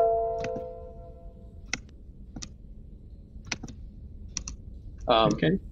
I rolled twice. I think I forgot to select my character. So this poisoned thing doesn't seem to be working. It does. I had to create an effect and put it on my character. It automatically do it. It's Rob Shore and Mulgar. Can you put it on Mulgar too? Because it was Rob Shore and wasn't it Mulgar who? No, it was Kayan. Yeah, I can drag it onto. Yeah. Put it on him, please. Sure. There you go. There you go. How long does that last? You don't know yet. We don't know. We have no idea. So, all right. Boy. All right. All right, so we're dancing now. This rat squeezes out, and it targets you for a bite.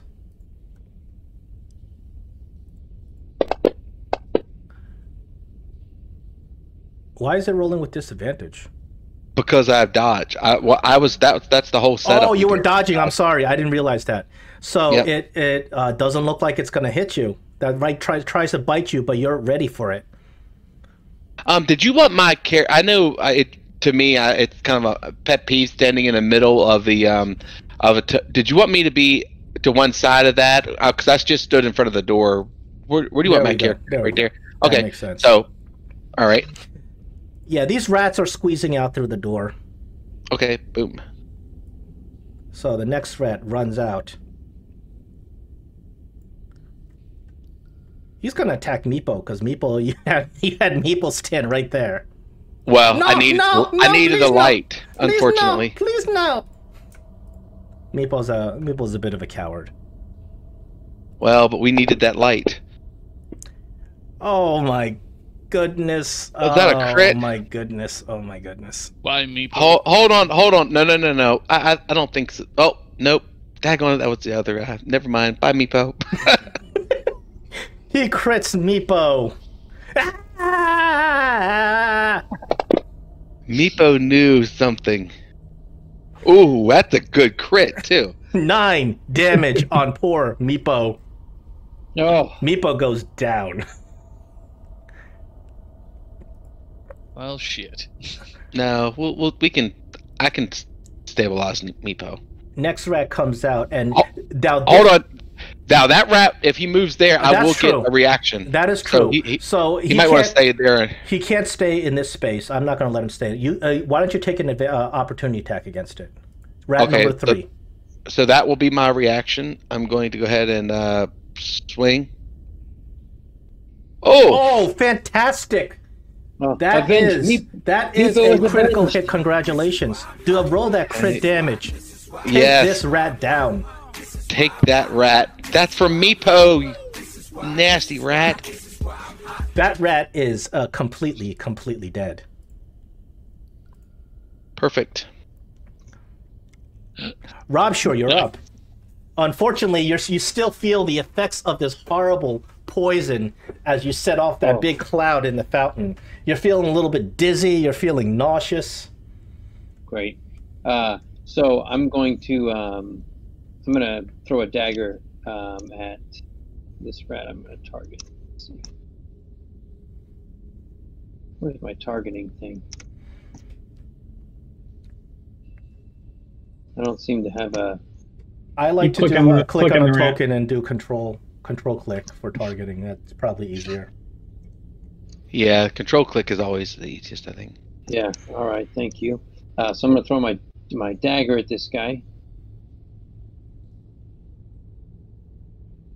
Oh, I don't know why I'm rolling 2. Because you're Maybe poisoned. Unfortunately, your poison condition, you can't So get it it's fine. together. Disadvantage on attack. Oh, all right. Well, it looks like I maybe I hit Mogar. No, you don't. I'm not. There's no fumble tables right now. Maybe we do it next game. All right. Anything else on your turn?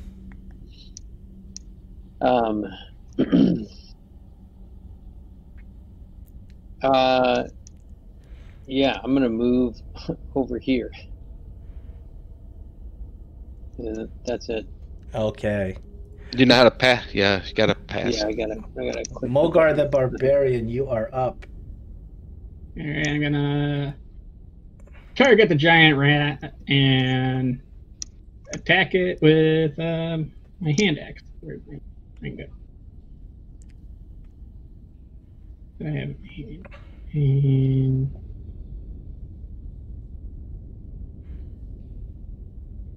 That's most All right. definitely a hit. Nice. Good hits. Good hit. Good hits. ooh, bad damage though. You do put a good chop on that rat. Is that your turn? Yeah, because I don't have a second weapon. I can't take a second attack. So. Can I- Cayenne, you're up and you're feeling real sick. I'm gonna fall back to this corner to get a better angle. I'm going to pop an inspiration point Very nice. Very nice. to take a Regular that attack. should just cancel the disadvantage. That cancels your poison disadvantage on this attack. Perfect. So I'm going to attack this one. Nope, it didn't. We dropped an 11, so would 11 plus 7, so it'd be Yes. 18. Would that hit the rat? Yes, that Just would do the hit. damage. It's just because of the Yeah. macro. Yeah, there we go. So what you need to do, you should have just press advantage, and it would have. exactly. Yeah. I figured the hitting inspiration. You would- destroy this rat. Tell me how you destroy this rat. As with it's a squirting. loud click, the crossbow cannon holds forth, shoots a shining crossbow dart, and it hits the giant rat right behind its right front foreleg, piercing its chest, severing its heart almost cleanly in two, It's and music to my slightly ears. protrudes through the left side to lightly spatter some blood on the unfortunate corpse of Meepo. You've avenged the poor Meepo. Wow, we will get him back up. Indeed, and I will use my bonus action attack to try and put a crossbow bolt. Hey, into you don't know. Other. Oh, you're Wow, double 19. Double 19. very Wow. nice. You managed to hit the other rat. You are on a roll. Literally. And That other rat it. is horrifically damaged. That bolt nearly clean took its head off, but it's still kind of squiggling around. From deep inside the room, you hear a horrific scream like it is still sounds a little like a rat, but this sounds like a really big rat. And from the room you can see this kind of appearing through the darkness. It's really ugly looking pregnant rat. John, you're up. Okay, so I am going to actually step through to try to further block the door, and if it does go further, I'll get attack of opportunity, and then I'm going to take dodge again. And No, pass my turn. you don't have to take an opportunity because you remain within 5 feet, so you're okay. No. I'm saying if it tries to go past me, I will get an opportunity attack. Yeah, it doesn't get an opportunity attack. Okay. But I'm taking dodge again. I'm stepping through and passing. Oh, that's some good tanking tactics, man. This disgusting pregnant rat runs up to you, kind of sniffs around. It looks completely rabid as it tries to bite you. Ugh. It's just so gross. It looks very gross. Yeah, I have to say that token image. Yeah, the token does not look good. Yeah. Yeah, there's just like nipples But everywhere. you sitting there dodging it doesn't manage to connect. Perfect. You can see that there's some green slime in its teeth, like if it were to bite you, that would get infected real quick. Absolutely. So, all right. Meepo rolls a death save. Poor Meepo. I know. I'll be out. Hopefully we'll take him out and I can get out there soon. Meepo gets 1 failure. Oh no! Damn it, Meepo. You had one job. Yeah. Well, I was. We needed the light. There's nothing we can do. Exactly. We're back on the top of the initiative. This rat over here, very badly injured. Seeing that you've come and disturbed its mother, it's going to come at you, John. Oh yeah, of course. And That's actually what we're hoping. because this rat is next to its mother, it gets pack tactics. Ooh. So Well, then I'll just roll. It'll roll straight. So previously it had disadvantage, but now it just rolls regular. Yep. It doesn't hit you.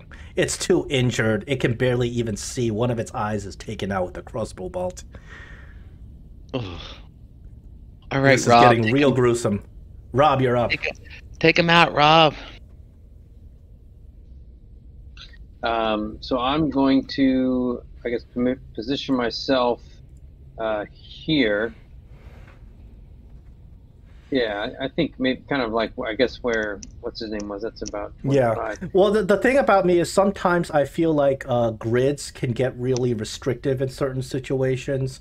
So sometimes I let things slide, but we try to stay on grids. Actually, in fact, in my previous games on Roll20, I actually just dropped grids completely. But now we got grids, so you can stand there, obviously. All right. It's just the way these doors are designed don't always line up to the grids, you know what I'm saying? Yeah. Sometimes you can't walk through, you gotta pull yourself through. So I'm gonna attack this guy with my rapier, and I have disadvantage. I guess it's already on me, so I'll just. Oh, I guess I should target him first.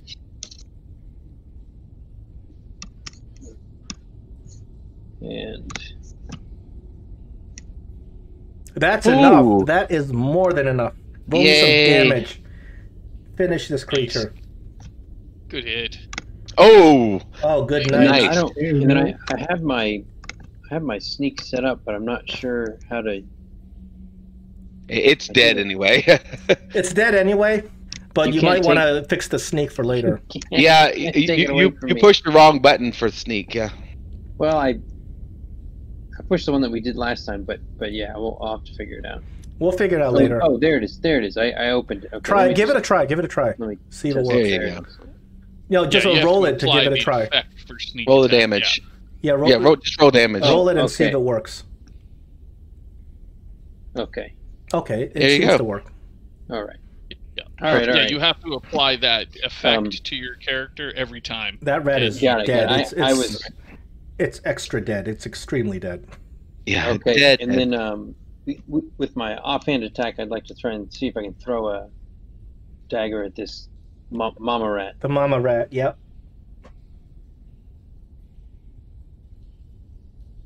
Unfortunately, that does not hit the mama rat. Ooh, that's a tough mama rat. This mama rat is really, really dexterous. You can see it's dodging left and right. She's bouncing off the walls. This is Matrix rat. yeah. That's pretty impressive for a pregnant lady. Nice. Mogar. Can I? Oh, I'm see the sorry, record, Rob. Do you want to take any more movement? No, in fact, Okay. I got my combat tracker buried, but I'm done. We'll go to Mogar. All right. Is everyone blocking the door? Can I get through the door? You can get through because you're just going through your allies. All right. I guess I'll go through the door. Before And you I- stands this disgusting, pregnant, massive rat.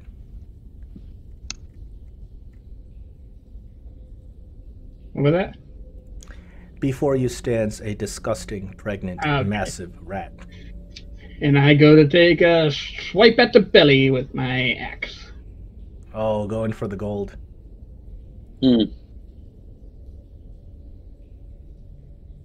Oh. Boy. Not happening. Hang on, nope. Skills. I am a stout elf. I get lucky.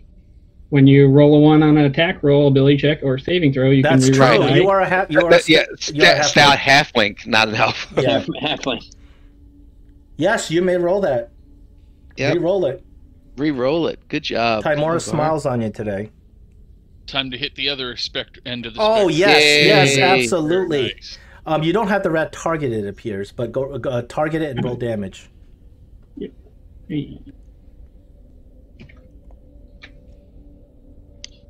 And then, yep. All Good right. hit. Put a big gash right into the stomach, and you can see like some contents spill out. There's like a Oh, boy. like a A little I'm mouse. not sure you even want to go there, but you know, Yeah. it's like a an little unborn mouse still. baby yeah. rat. It's gross. Man. All right. And now I'll end my turn. Okay, Kyan, you're up.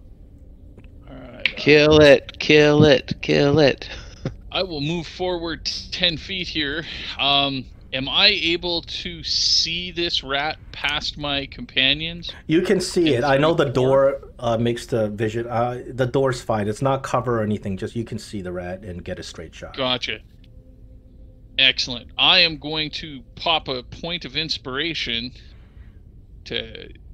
Pop them like a Sure. shot. Pop 'em like shots, like tequila shots. And I will take a shot. Oh, Nice. oh yes. Roll some damage. This rat doesn't look very good at all. I mean, from that shot, you bury a shot deep into its stomach. Excellent. I will follow it up with a bonus action attack, this time with disadvantage. Wah, wah, wah. Yeah. And I will fall back to there, and that is it for my turn. Okay, John. Okay, seeing the rat This rat is nearly dead. I mean, you can look at it. It's barely hanging on to life. I'm going to use my inspiration to get advantage, and I'm going to take a swing on Excellent. This rat to try to get it out of there. Oh. Good hit. Pretty good. Did 17 get it? You got it. All right. Oh. Oh, good. Unconscious. Did it. How are you? Yeah. How do you end this rat's miserable life? Well, he stuck the dart, and the rat kind of lifted its head to howl in pain, and then I just brought my sword down across its neck and chopped its head down. It appears you've ended the mama rat. Ugh. You've ended the entire line of rats in this miserable place. Thank goodness. As this creature falls down dead. The good part, we didn't take any damage. I know we kind of fought. I run back here. John, what? I know you used the inspiration. I would like you to take another inspiration back for using the inspiration. Because I like that. Take an inspiration. Perfect. But I am going to run back to Meepo and use 1 point of lay on hand. I see the light. I see that light. I'm back here. Well, Meepo, we needed our torch holder. So. Okay, please don't make Meepo take more damage. So we brought Meepo back. So now we have to search in here. You look around, and this room is a mess. There's desiccated bodies being having been chewed up by rats, laying all over the place. Most of the bodies look like they're goblinoid. There's one that looks like it could have been a kobold. There's old bones, hair, and there's like fur combined. And the rats seem to have taken these bodies and made some sort of disgusting nest. Well, who has the best search? Whoever's taking a look, I need to roll a check. Okay, well, I think we're gonna probably have to have 2 people so we can get advantage on the search. I have +3 perception, so someone want to help me? All right, I'll help you. John, are you going to be the one looking around? Well, yeah. Okay, so that was John. I could look around, or he. You're poisoned already. So why don't you? I assist you, and you look around. Well, that'll just negate my disadvantage and make it normal. Yeah. No. Yeah. If I help you, wouldn't that still give you advantage? It would give me advantage. So yeah, let's do that. So am I gonna have to roll something to? Yes. What I would like you to roll is a medicine check to look at these bodies. Okay, give me just a second. That's the first check. All right, the first check is a medicine. It's going to be in here. Hold on. That's excellent. So you can make out from trying to put together the parts of these bodies and their anatomy that it appears to be the bodies of 3 goblins, 1 kobold, and 1 human male. Oh, human male. Yeah. Uh-oh. So now, if you want to take a look through the debris and this whole nest and stuff like that, I need an investigation. Oh, now I do not have a good investigation. Does anyone? I don't think any of us have one. Oh, okay. Well, then we'll do the same thing. We'll have Kian help me, and Sure. I mean, worst case scenario, it'll give me a at least it gives advantage. So Yeah, Mhm. I'm a -1 too, so I will gladly assist. while you're rummaging through the nest itself, and this is a disgusting nest. It's a mixture of body parts, blood and guts, and also like just debris. At the bottom of the nest, you find a backpack. Oh. Also, while you're going through the nest with that roll, you additionally find 3 gems. Perfect. Let me share these gems. Who wants these gems? I always want gems. These gems are not labeled, but let's just call them amethysts. Yeah, I mean, basically, we're just holding on to them until we sell them. So. All right. Pretty much, yeah. Whose inventory should I drop these gems into? You can put them in. Rob's. Yeah. Oh, I hold on. Where you? It should probably be the 2 people doing the investigation. So. Yeah, sure. Okay. So you could do a key-ins. Oh, it's 6 of one, half a dozen of another, man. I helped you. You're the one that found them. Go ahead and take them. All right, then you can do it mine. It doesn't matter. Yeah, well, he's already put you in, so why don't you? Well, never mind. Go ahead. You can drop him in mine. Spoken like a true paladin. There you go. There you go. There you go. Now you take this backpack and you open it, and there's a lot of stuff in there. This looks like the backpack of an adventurer. Are there any initials on it? Oh yes, the initial has a KR, and the backpack has a whole bunch of stuff, the typical stuff you would find on an adventurer's body. But most importantly, inside the backpack, you find a gold ring. Oh, and a longbow. Yeah, this is some adventurer. This belonged to some hapless adventurer, who likely is that dead human body that you found. And some studded leather. Yeah. Does anyone need what were the initials again? Is it halfling size studded now, leather? You take the gold ring, correct? Of course. You look around the gold ring, and you don't have to roll a check. You can see it's inscribed with the name Caracas. Oh. Mm-hmm. Well. Okay, so we're... Yikes. We know that Caracas is no longer... But there's a potion there. The potion is a potion of healing. You don't have to identify it. Thank gosh. We need that. So who has the other one? I think that was Mogar. Oh, yeah. Mogar. Potion of healing. So I think... tell me where I'm dropping these items. I think the gold ring... Kayan, since he's doing that, the potion of healing. I don't want it because I'm probably going to be the one that needs to be healed. So someone will probably have to save my life. Can you give to Meepo? No. Get out. So it should be one of the range guys. It should either be Rob or Kayan. Meepo's so injured. So maybe the potion to Rob. Yeah. Give me the potion and the daggers, if that's all right with you guys. Perfect. Yeah. Can anybody use a longbow?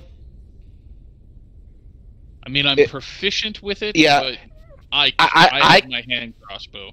Yeah, I would like to take the longbow if no one else wants it. Mm-hmm. Take it. Go ahead. Mogar fights with his hands. All right, I'm going to take the longbow. Okay, I distributed those items. We still have the studded leather. That's pretty fancy. It might actually bring up one of you guys' armor class. Yeah, I mean, I could definitely use it. Oh, take it. Yeah, if it's an upgrade for you, man, take it. Okay. It's vendor trash for me, so yeah. I'm already wearing. I would like to take the 3 torches because I'm down 2 torches now. So the 3 would give me 11. All right.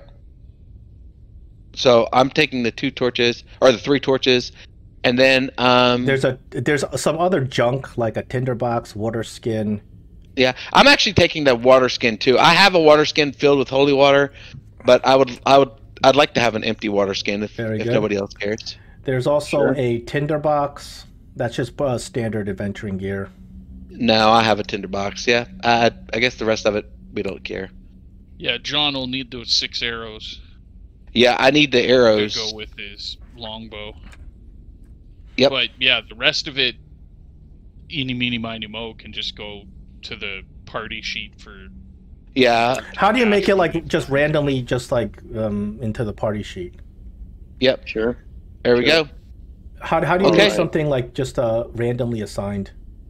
Oh, that I'm not sure. I mean, what I meant by that was, can we leave it there until we find a vendor, or should? Well, no. Here. No. I'll let that happen because they don't weigh that much. It's just that if something like weighs a lot, like it's a golden calf that weighs 50 pounds or something. I gotta have to count. But this is like a backpack, a bedroll, rations, and a tinderbox. Yeah. So Yeah, they don't weigh anything. 60 pounds of encumbrance left before I'm at weight, so I can carry it for now until we find. Give it to Meepo. Say, here you go, Meepo, for almost dying. Oh, you give Meepo a tinderbox. Meepo takes the tinderbox and he's sitting there just striking it. Now he's got his torch. Yeah. You know, Meepo is extremely happy. Oh. Exactly. He's got a torch and a tinderbox. Now, don't forget we have that other door that we stopped at in the other room. Yes, as part of our perception and stuff, we didn't determine there's no exit from this room. There's you don't see any sort of exit from that room. Gotcha. Okay. You see that there are in the north wall of that room where you fought the mama rat. There are arrow slits, and you look out, and that actually opens to the caverns beyond. Oh, cool. Arrow slits, but no door. Interesting. This must have been like a tower or something. All right, I start walking down to that. That's empty why room. there's no goblin here. It's because goblins don't like rat. And you guys' poison expires finally. Oh, thank God. Hey, thanks, sweet baby Jeebus. All right. How do I take care of that? I'll get it off you. And any effect that you put on, you can remove. So.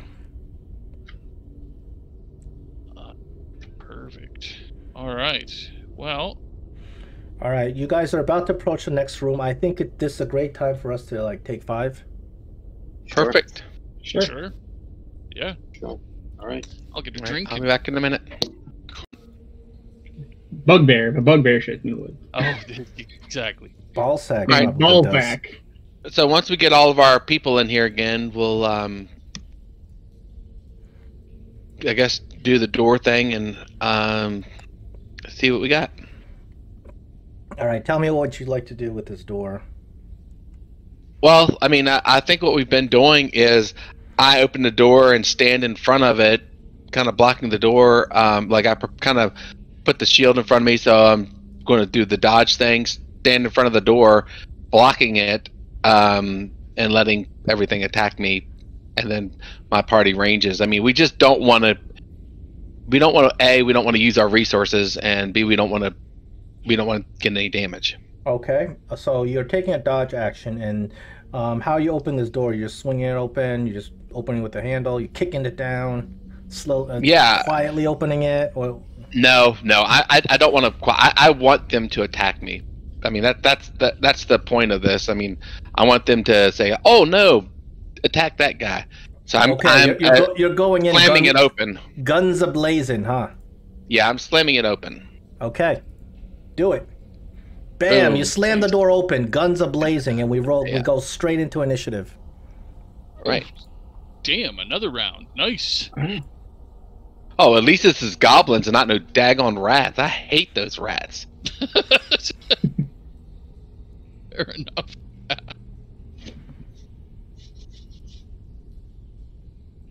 All right, well, we're all kind of right in the middle of the pack. What happened? I'm trying to roll initiative. Come on, Meepo, go first. I'm trying to roll initiative from Meepo. It's giving me trouble. Uh-oh. Well, just assign him initiative.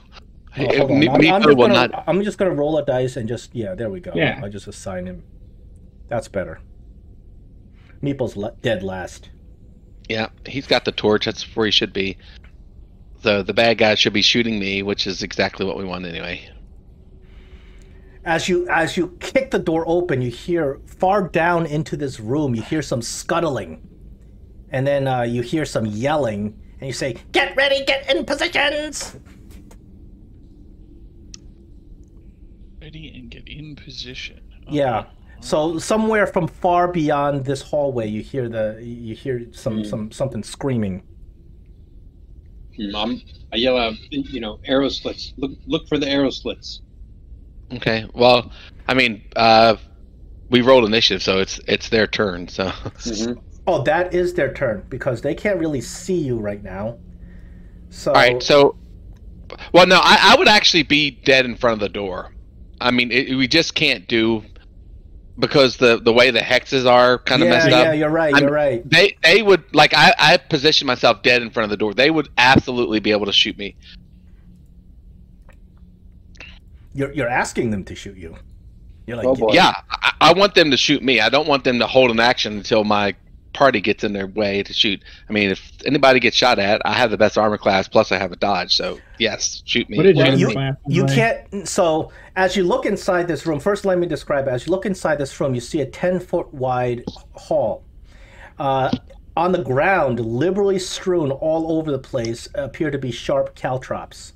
Those are little sharp objects little spikes that you throw on the ground to slow people down, sort of like stuff you put in front of a car to slow it down.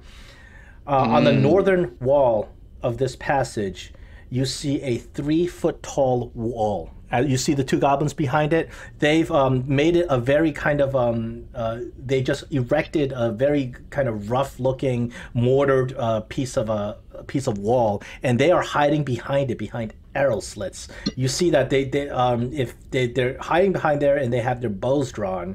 And it looks like it'd probably be very difficult to actually hit them because they got not only do they have cover, but they are prone on the ground. You can only barely see them kind of poking their heads out. I got a question about that wall. How high is the wall? 3 feet.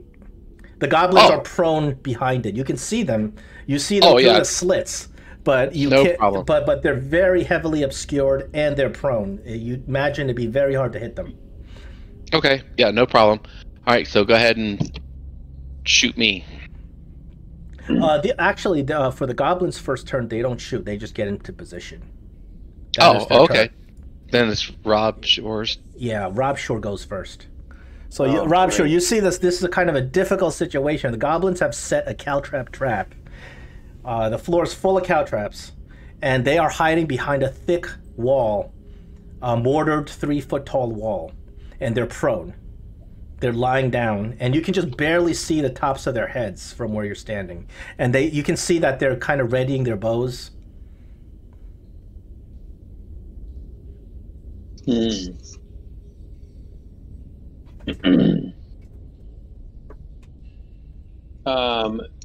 Well, I think I'm gonna wait. I think I know that John is kind of our frontliner, so. I think what I'll do is I'm going to move up a little bit, see if I can kind of take an aim at one, and if I can see any piece of him, I'll take a shot. I'll throw a dagger at him. You can see it, but you realize that if you were to try to attack it with a ranged weapon, not only does this thing have 3/4 cover, but it's prone, so you'd be trying to hit it at disadvantage. Yeah, it's disadvantage -5. Yeah, actually. they're really sneaky, so it would be disadvantage and -5, but you can try. You may get lucky. Yeah, double lucky. It sounds like I'd have to get. Yeah, I guess really what I'm gonna do is I'm gonna ready my action, and I'll wait for when if I see that goblin pop up. I will ready my action to throw the dagger. Okay, you have an action readied, and that is your turn. Kaya, and you're up. These goblins have really set a difficult kind of situation for you. You realize that you can try to take a shot, but it'll be really hard. You have to pretty much shoot through an arrow slit. I don't necessarily even want to take a shot. Mm-hmm.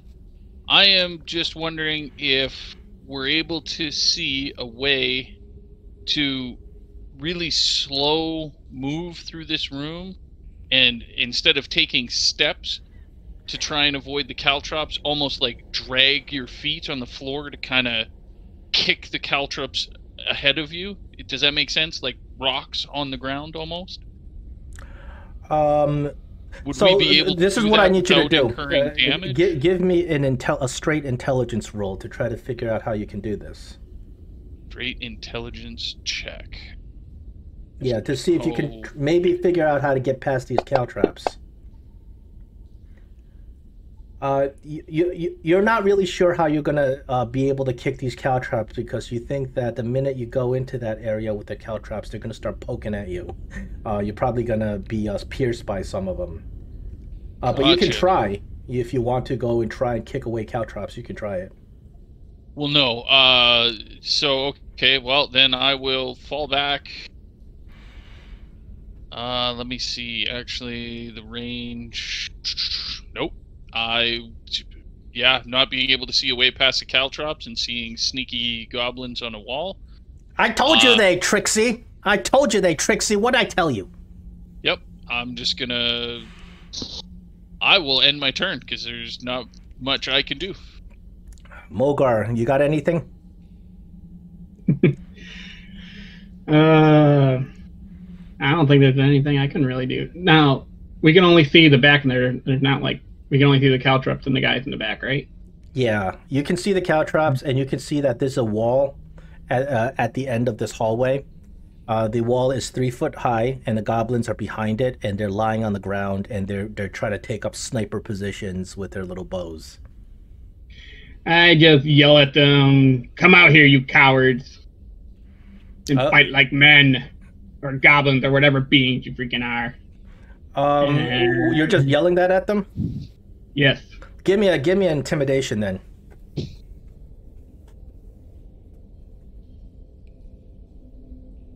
Intimidation. Very good. So the goblin doesn't come out. One of the goblins, the one to the left, sticks his head out and sticks his tongue out at you. Rob, you want to take a shot at him?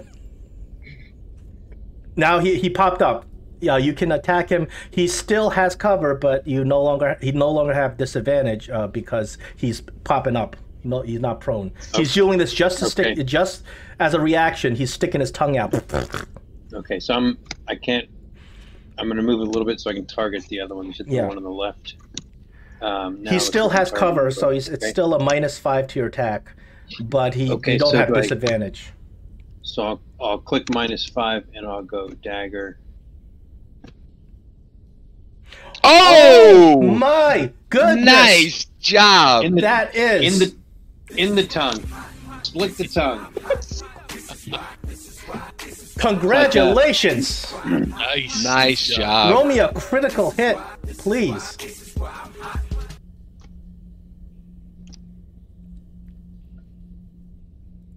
You killed Nopdop! Boom.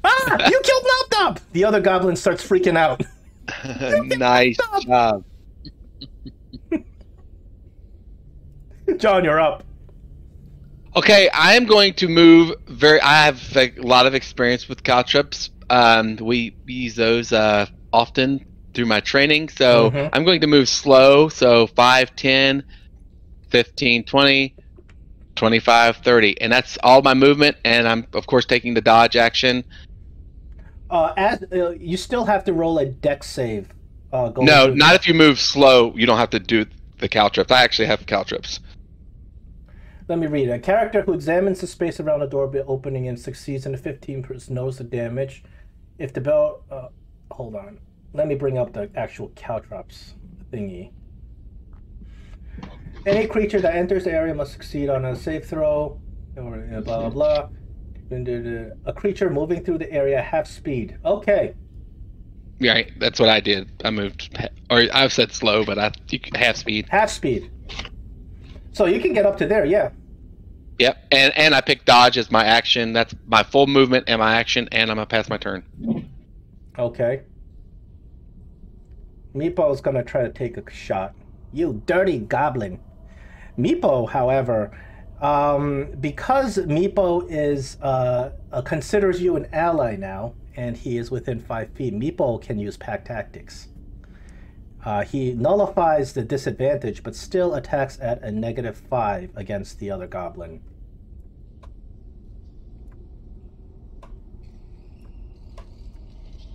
Come on, Meepo. Meepo will show you, dirty goblins. Meepo misses. That. As he tries to shoot his sling. That's Meepo's turn. Goblin 1 is going up again. Goblin 1 is freaked out that you took out the other goblin with one shot. Ah! No. And you see that this goblin cowardly runs away. Smartly runs away. We're still in initiative. Rob, you're up.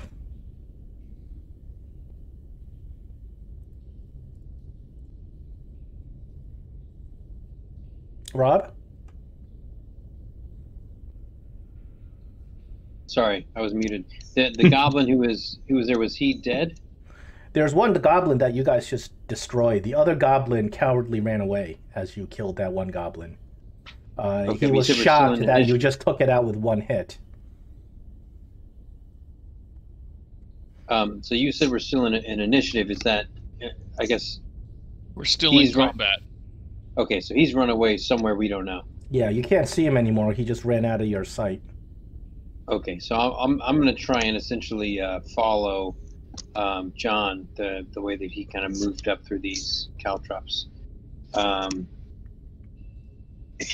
Except I don't really know anything about caltrops, so I'll do my best. But how about this? You watch John do his thing. If you want to do the same thing, why don't you roll me a for caltrops? What should we do? Give me an intelligence to see if you can mimic John's kind of movement through them.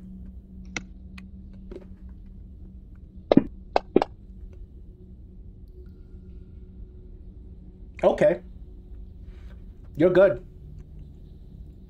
All right, so I'm gonna kind of move up right next to John. And that's my movement, and as my already my action again to get ready to throw a dagger if I see a goblin tongue come out again. Is that your movement? I mean, is that your? Yeah. Is there a button on the combat tracker where I pass my turn? Yeah, it's the little black one to the bottom left. Oh, it's like a dragon with a chevron. There you go. Got it. Okay, seeing my companions move in, I will follow suit and go really slow. And you guys sure we're not gonna get stabbed in the feet? So that was 5. Yeah, it's half so movement. Double, right? So 10, 20. I think I would get to about here. I think, right? 5, 10, 15. Yeah, I think that's. And I will ready an action with my crossbow in case I see something poke its head up on top of that little wall. Okay, Mogar, you're up. I do the same. I get right in behind Cayenne, very slowly, and hold my action. Okay, I should go 5, 10. How hard it's going to be, or how much movement is it to jump that fence? You don't. This is a 3-foot tall thing, so a athletics check you can pop over it. It doesn't seem like it'll be very difficult. All right. For someone who's 5'6" or 5'11" or whatever. That's fine. You easily pop over it. Boom. All right. And you look around you, and you're there's so much filth on the floor. It looks like half-eaten vegetables. There's stains on the wall. There's like shabby hides that they look worthless. Some of them are rat hides just on the ground. And there's a little fire pit. Okay, but there's nothing else. Is that door open or closed? That door's open. Okay, so I went 5, 10, 15, 20, 25. It's closed right now. It should be all right. Do I see the goblin? No, you don't. But you can hear scampering as you go well, there. You know that goblin's somewhere on the other side of that area. All right. Well, 20. I should have 5 more feet of movement, so I'm going to move here, and I'm going to take dodge. and pass my turn. Okay. Meepo very reluctantly follows along, mimicking what you're doing. Good job, Meepo. You watch out for those. Those goblins are so tricksy. They come out of nowhere. They hiding. Don't worry, we'll take care of the goblins. Just go slow over these caltrops. Stay behind me, Meepo. John, I need a perception roll. All right, give me a second. Oh, I don't. Did I roll twice? No, one of them is a roll that I did. Okay. Oh. You hear additionally. You hear a little bit of scampering from where you heard before. It sounds like there's probably more than one creature scampering.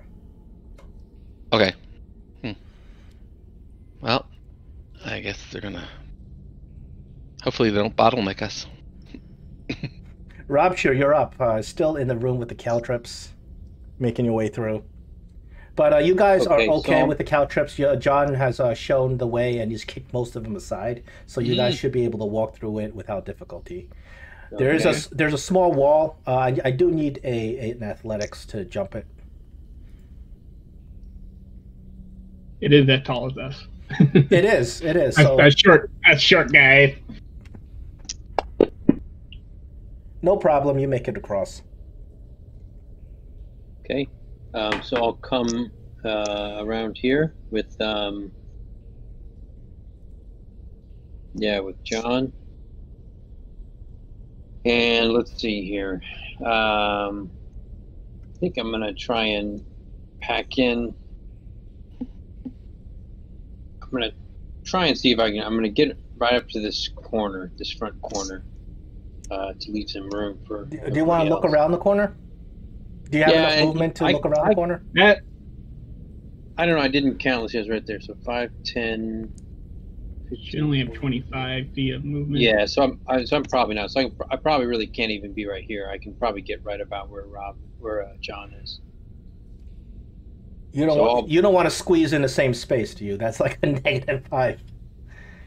You can squeeze if you'd like. But... That's a what? You said it's a -5? Yeah, no, he's not going to squeeze in the same space. Yeah. It's a disadvantage for both of us. Exactly, it's really bad. The goblins can just come over and smack it down if you two of you are like face to face squeezed into the hallway. Interesting. No, I'd never squeeze it. If I did anything, I would get on his shoulders, and we would become a giant. That sounds fantastic. You should try that next turn. I mean, I'm down. As long as you have a trench coat, though. You have to have a trench coat. I've got acrobatics, so. Anyway, so I'm good where I am. I'm gonna go ahead and ready my action. See if I see anything come around that corner. Yeah, you guys are moving very slow, very carefully through this area. Cayenne, you're up.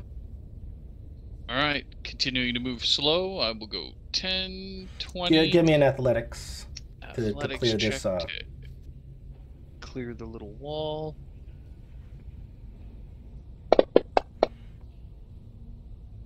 No problem. Get right across. Perfect. I will do.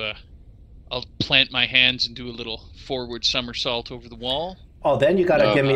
Now you gotta give me acrobatics since you said that. Oh, fancy. Give me that. Give me an acrobatics. And he falls back on the couch. You fall down. Oh, but I will give you an inspiration for doing a somersault. But you're prone. Perfect.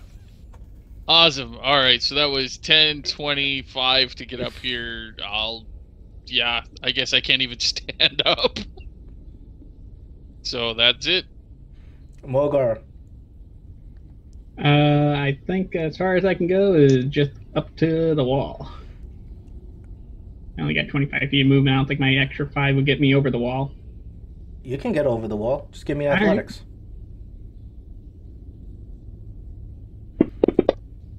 It's a 1 I can re-roll, remember. It's not a 1, and you do fine. Pop. Do you have any more movement? Or would you like to take an action? I will hold my axe ready to see if anything comes at us. Yeah, I'm making you guys take it step by step through this, ratchet up the tension. John, you're up. Okay, I realize most of my party's up. Unfortunately, we don't have the torch up, so. But you see torchlight coming from the this room. Okay. You see there's somebody else has a torch, probably that goblin. Oh. So you see, and this room is actually lit with torchlight. All right, so I'm going to go 5, 10, and I see a goblin there. Oh, you see it. That goblin's sitting there, and it's taunting you. It sticks out its tongue.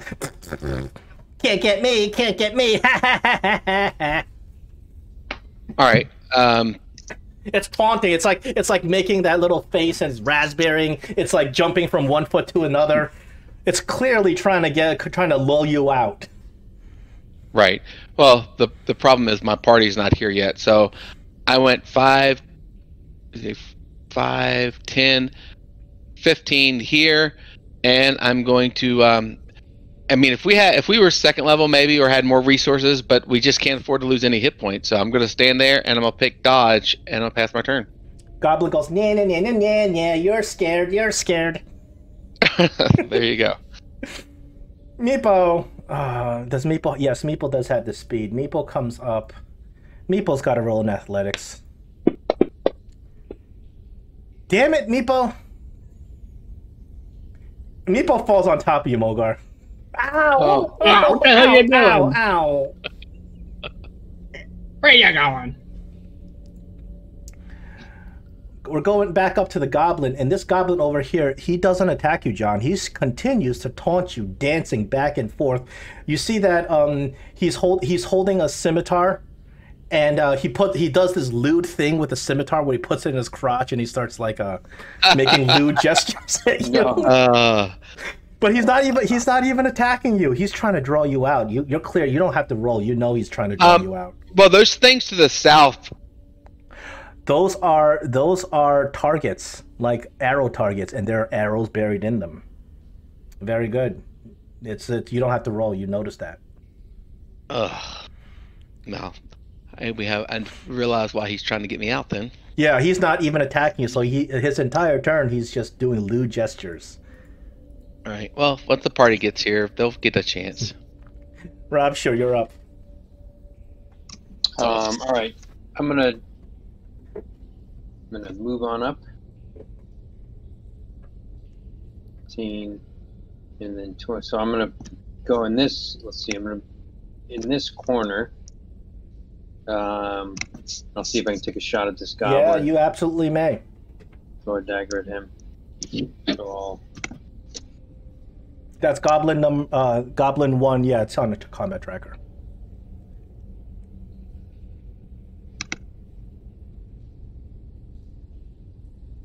Oh, you hit this goblin. it's the tongue out. That's what does it for me. Goblin is horribly injured. You throw a knife right into its face, like it's sticking into the mouth and outside a cheek. Oh. What a horrific sight. Anything else on your turn? No, I'm gonna. Yeah, I'll stay over here. Rob, give me a perception check.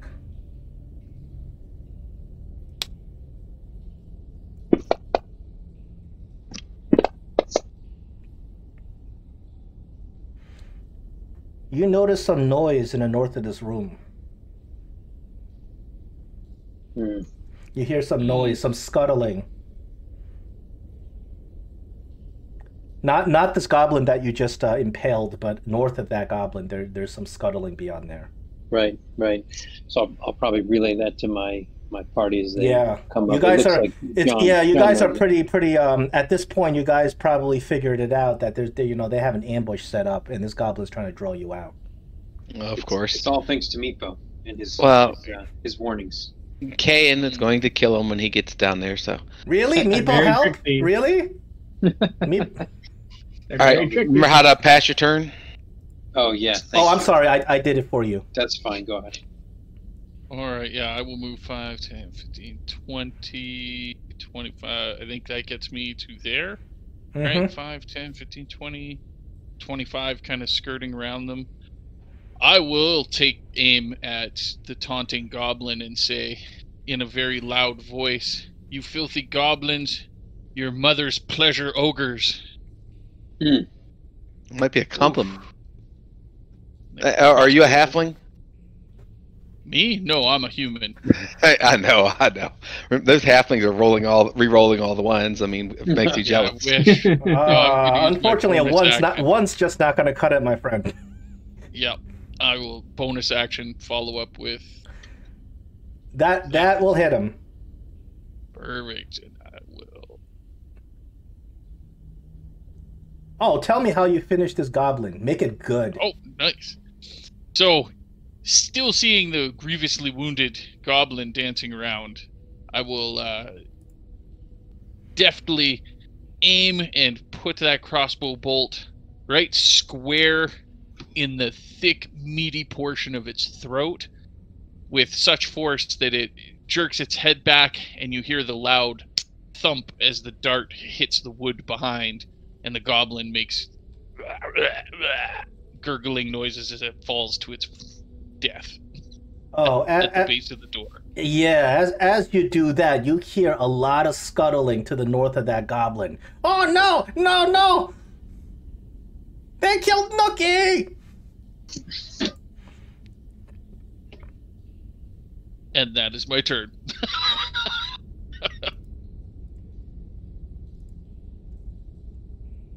Mogar, you're up. Alright, so Mogar goes a step into the room. He can't really go too much further, but he goes right up to here. From there, you can't really... You see those targets. Can't really see much else. And we just hear scuttling, but we don't see anything. Well, you realize that you'd have to step around the corner if you want to see anything. Yeah, I'll go into in a second. Yeah, I can't really do much. I'm just gonna hold on, ready to attack when ready. Okay. If something jump out at us. You're up, John. I'm picking the dodge as my action, and I'm going to go ahead and 5, 10. Is that a 3-foot wall again? Well, at the minute you take a step over here, you get three shots at you.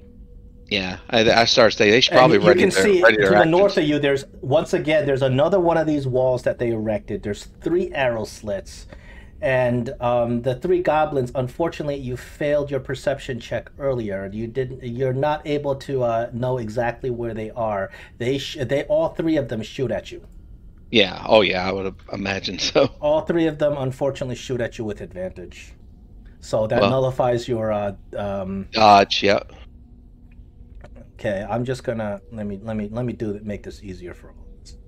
Well, what the good part about that is my dodge is actually in effect until my turn, so they get their action before I get my other turn. So they take 3 regular shots at you. Right. Yeah. But what I'm saying is they're going to get do it again. They're going to get to shoot me again. Oh, that's a good point. This is their ready to action. That's their ready to action. But it's going to be their turn versus my turn again. And then that's 1 hit. There's 2 misses and 1 hit. Well, that's not bad. Yeah, nice dodging. You get an arrow in your leg. You were an adventurer once until you took an arrow to the knee. Yep. All right, so that's 5. Debilitating shot. Yeah. So 5, 10, 15, 20, and is it to jump over the wall is a athletics. Well, I'm not gonna. I guess I can just reach over because I can't jump over when they're standing there.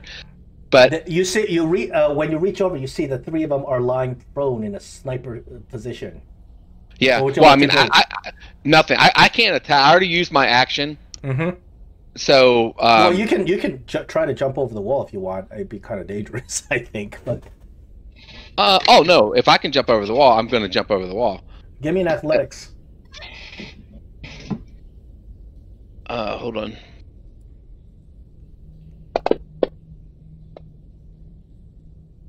Very good. You jump over the wall. You knock this goblin down. You're squeezed in the same spot. Okay, perfect.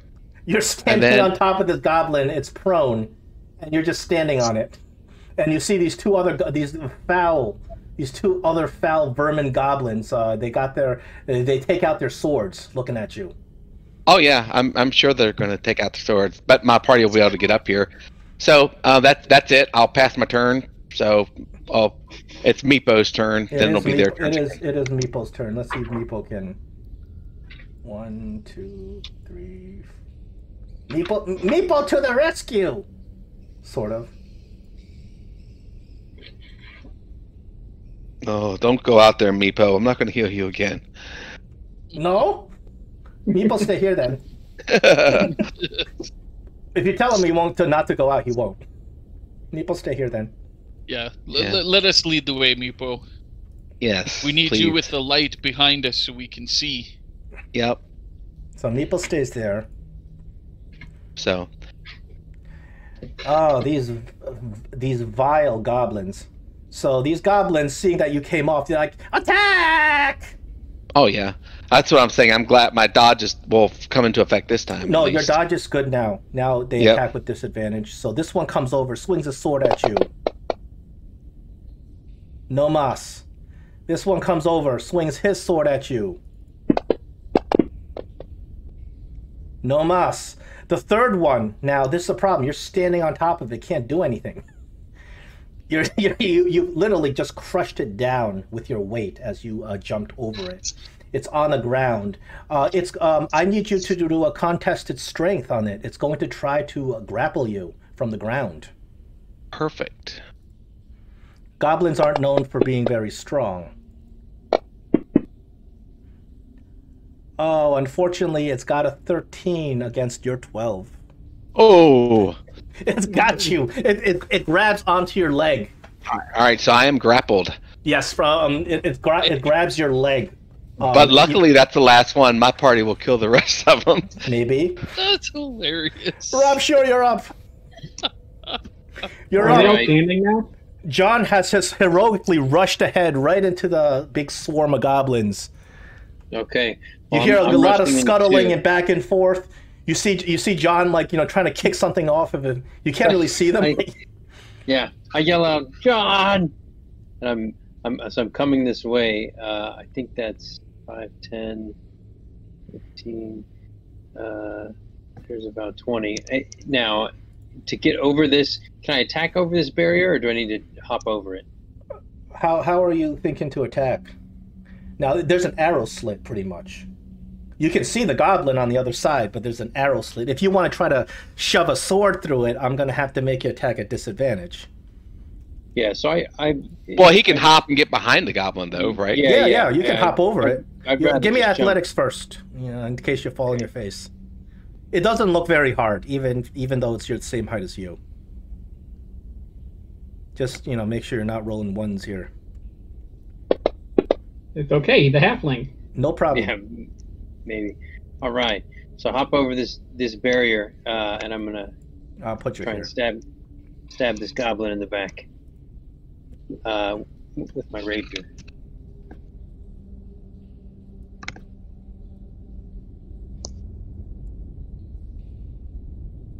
Oh, unfortunately, that's not enough to hit the goblin. Right after you hop over, you're a little bit disoriented. You're not able to get a good attack on this goblin. So with my offhand, I'd like to take my dagger.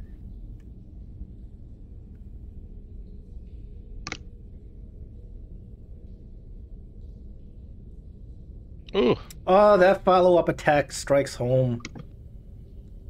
Right into the goblin's back.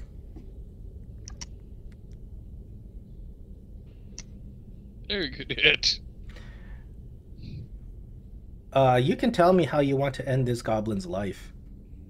Oh, so I'm thinking like when I rolled over this barrier, I did like one of those across the back kind of rolls, and he's still looking at John, and just a dagger right in the back.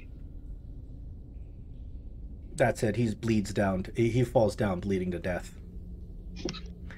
That's your turn, I believe. Yep. Cayenne, you're up. Right. Seeing his companions rush down the corridor and hearing goblin squeaks and grunts and what sounded like the death curdle moans of a falling goblin. I will 10, 15. I will run up to the wall. Now, the wall is only 3 feet tall. Yeah, you can clear it. Just an athletics check. Well, I'm wondering, I'm 6'1". Yeah, you can easily shoot over it. See over the wall. Well, okay, so you got your hand crossbows and you're trying to put the hand crossbows over the wall and take a shot. Is that what I'm hearing? I was kind of thinking that. I mean, I still have movement. I can climb over the wall. Okay, I'm just wondering. I'll let you do that, but there's got to be a little bit of a penalty. I will give the goblins light cover for that. So it's you shoot at a -2 if you want to try to shoot over the wall, because it's not it's not natural to hold your weapons like that. So it's sort of like you're trying to shoot a gun ghetto. I will athletics. Yeah, you're right. And they always say never turn your gun sideways. So yeah, that's sort of what you're trying to do here. I'll try and climb up over the wall. You can easily climb up the wall. Give me an athletics check. Doesn't look very hard unless you really screw up. No, it's fine. You climb over the wall. This goblin's already dead, so you can just stand in space. Perfect. And then there's one goblin that is grappling John. You can see it's hugging onto John's foot. And there's another goblin. I am going to chuckle and go, "Making new friends, John," as I pump a crossbow bolt into the one standing and flanking him. That's a hit. Most definitely. Excellent. And then I will follow that up with a quick bonus action attack for a second bolt straight to the guts that ricochets off the wall harmlessly. Yeah, there's just too much chaos going on. You're not getting clear. Not getting a clear. Gotcha. I will take the last 5 feet of my movement and get right up on this goblin and end my turn, so as to make room for my companions. All right, Mulgar, you're up. With my 25 feet of movement, I think as far as I can get is just to the wall. And I can't even see over it yet. You can tiptoe. If you tip, the wall's 3 feet high, so I guess if you really tiptoe, you can see what's going on behind there. Can I see the third goblin? Is that right? There's one goblin that's occupying John's space. He's on the ground and has grappled John's feet. There's only 2 living goblins. The other one got killed. I yelled to the guys, "Say something for me, guys! I'll be there soon." And then, unfortunately, I can't do much. Now, you don't need to, if you have an action that you can't use, you can use that action to take a dash and do another movement. Like, you can jump over the wall. Like, you don't have to stop there. Sure, let's take a dash, and I assume I have to do athletics check. Yeah, give me an athletics to clear this wall. No problem. Alright. I get over the wall. Hey, I can actually see guys now. And then, unfortunately, I still can't do anything. I just get over the wall. If I use my action to attack, so. Moving on. All right. John, you're up. You're grappled. Yep, I'm grappled, so for me to attack is a disadvantage, but since the goblin is laying down, which gives me advantage, I will be attacking just with straight, without advantage or disadvantage. Yep, this goblin, it shouldn't be too hard to hit. Oh yeah. Boom. And you drive your sword right through this goblin. Oh, good. Got his attention, and then I'm going to go ahead and pass my turn. You want Meepo to come? You need the torch. Yeah, we need the light. Come up to the wall if you can. Come on, and hold the torch high. Meepo hangs the torch above. Where you guys are, the fire is burning. Even though that goblin looks like he's standing it, he's not really. But there's a fire pit burning, so you guys can see. Oh, okay, perfect. All right. Yeah, I guess I forgot to check that when I just So dashed many in dead and started goblins. popping crossbow bolts. Yeah. Let's see what the goblins do. Not much they can do. So this goblin over here is he is grappling you, John, but he doesn't. He's not going to be able to do much. He's going to try to crawl out of here. Goblins have a nimble escape. Yeah, I mean they can escape without us getting attack of opportunity. Yeah. So here, this goblin is going to try to run away. So he nimbly escapes. I'm going to roll him an athletics check to get over the wall, which he does, and he's trying to run away. I'm sorry, I switched your tokens around. This is annoying when the tokens get stacked on each other.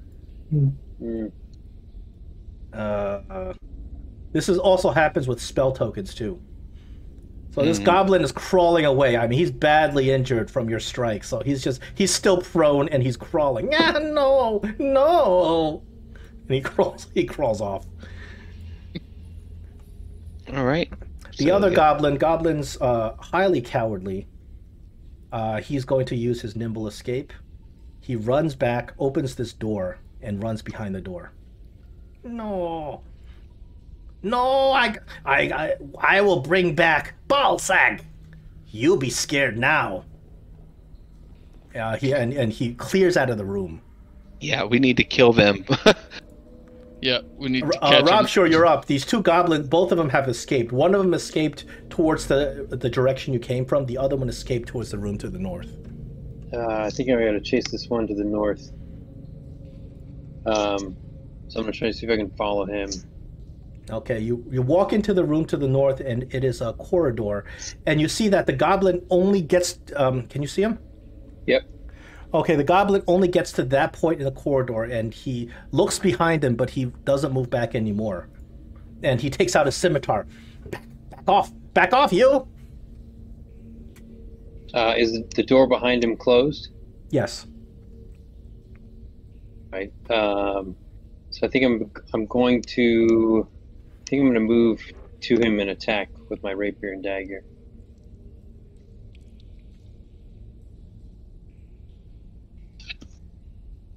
Oh gosh, I got.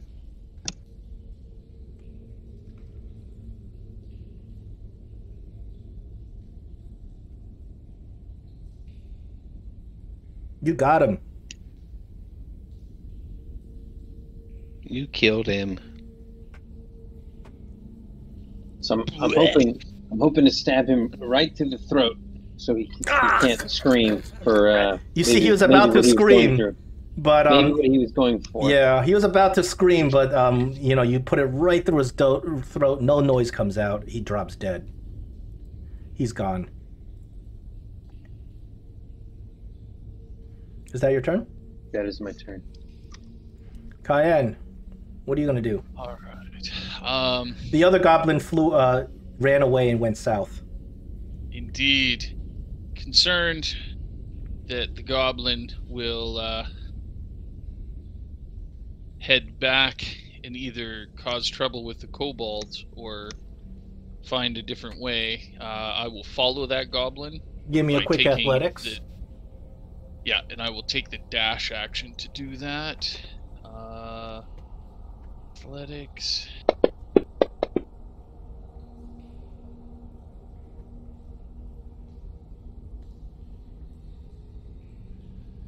Assume that's okay for me to keep going, or did I fall on my face? Oh, I'm sorry about that. Yeah, you're fine. You're fine. Oh, okay, perfect. I was fixing something. Is that there's a wire tangled. 20. Oh, he didn't make it as far away as I thought he did. No, he's right there. He is crawling.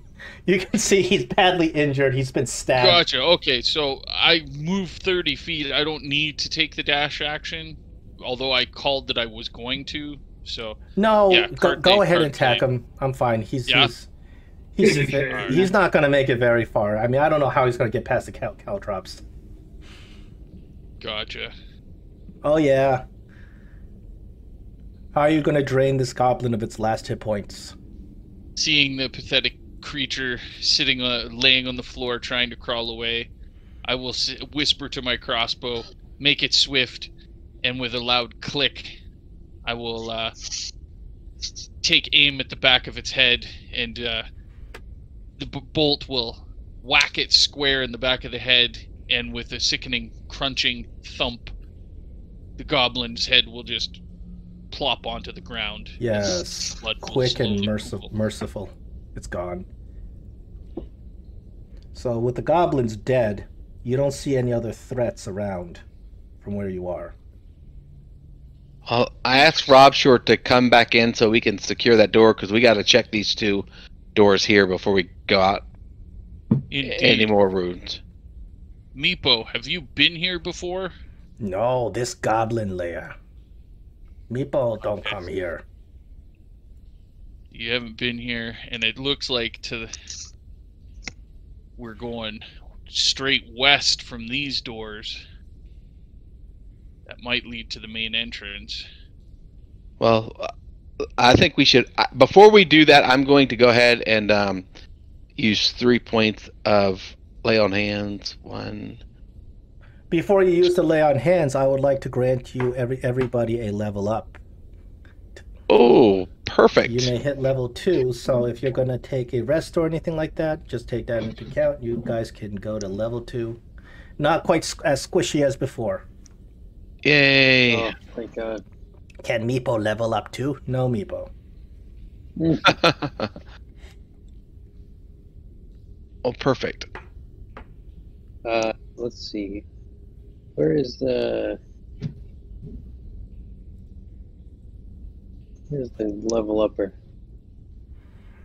Oh, the level upper is kind of weird. If you open up your character sheet, the place where it says your class, like Barbarian 1, you click those words. Oh, yeah. And it took me a while to figure that out.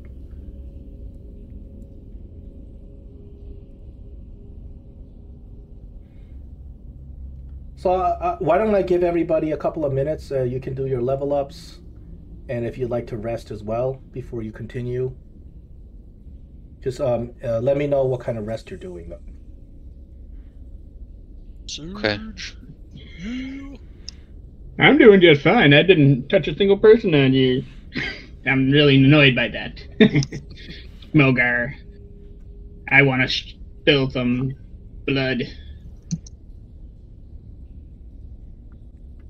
I haven't seen you rage at all. I'm saving it for when we really need it.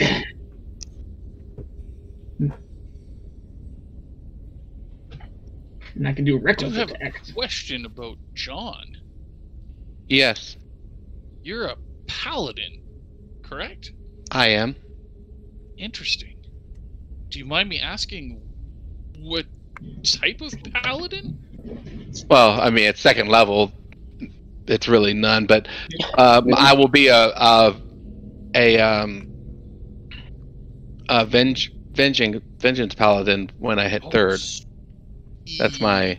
That's the direction I'm heading. I think he's asking like what god you follow.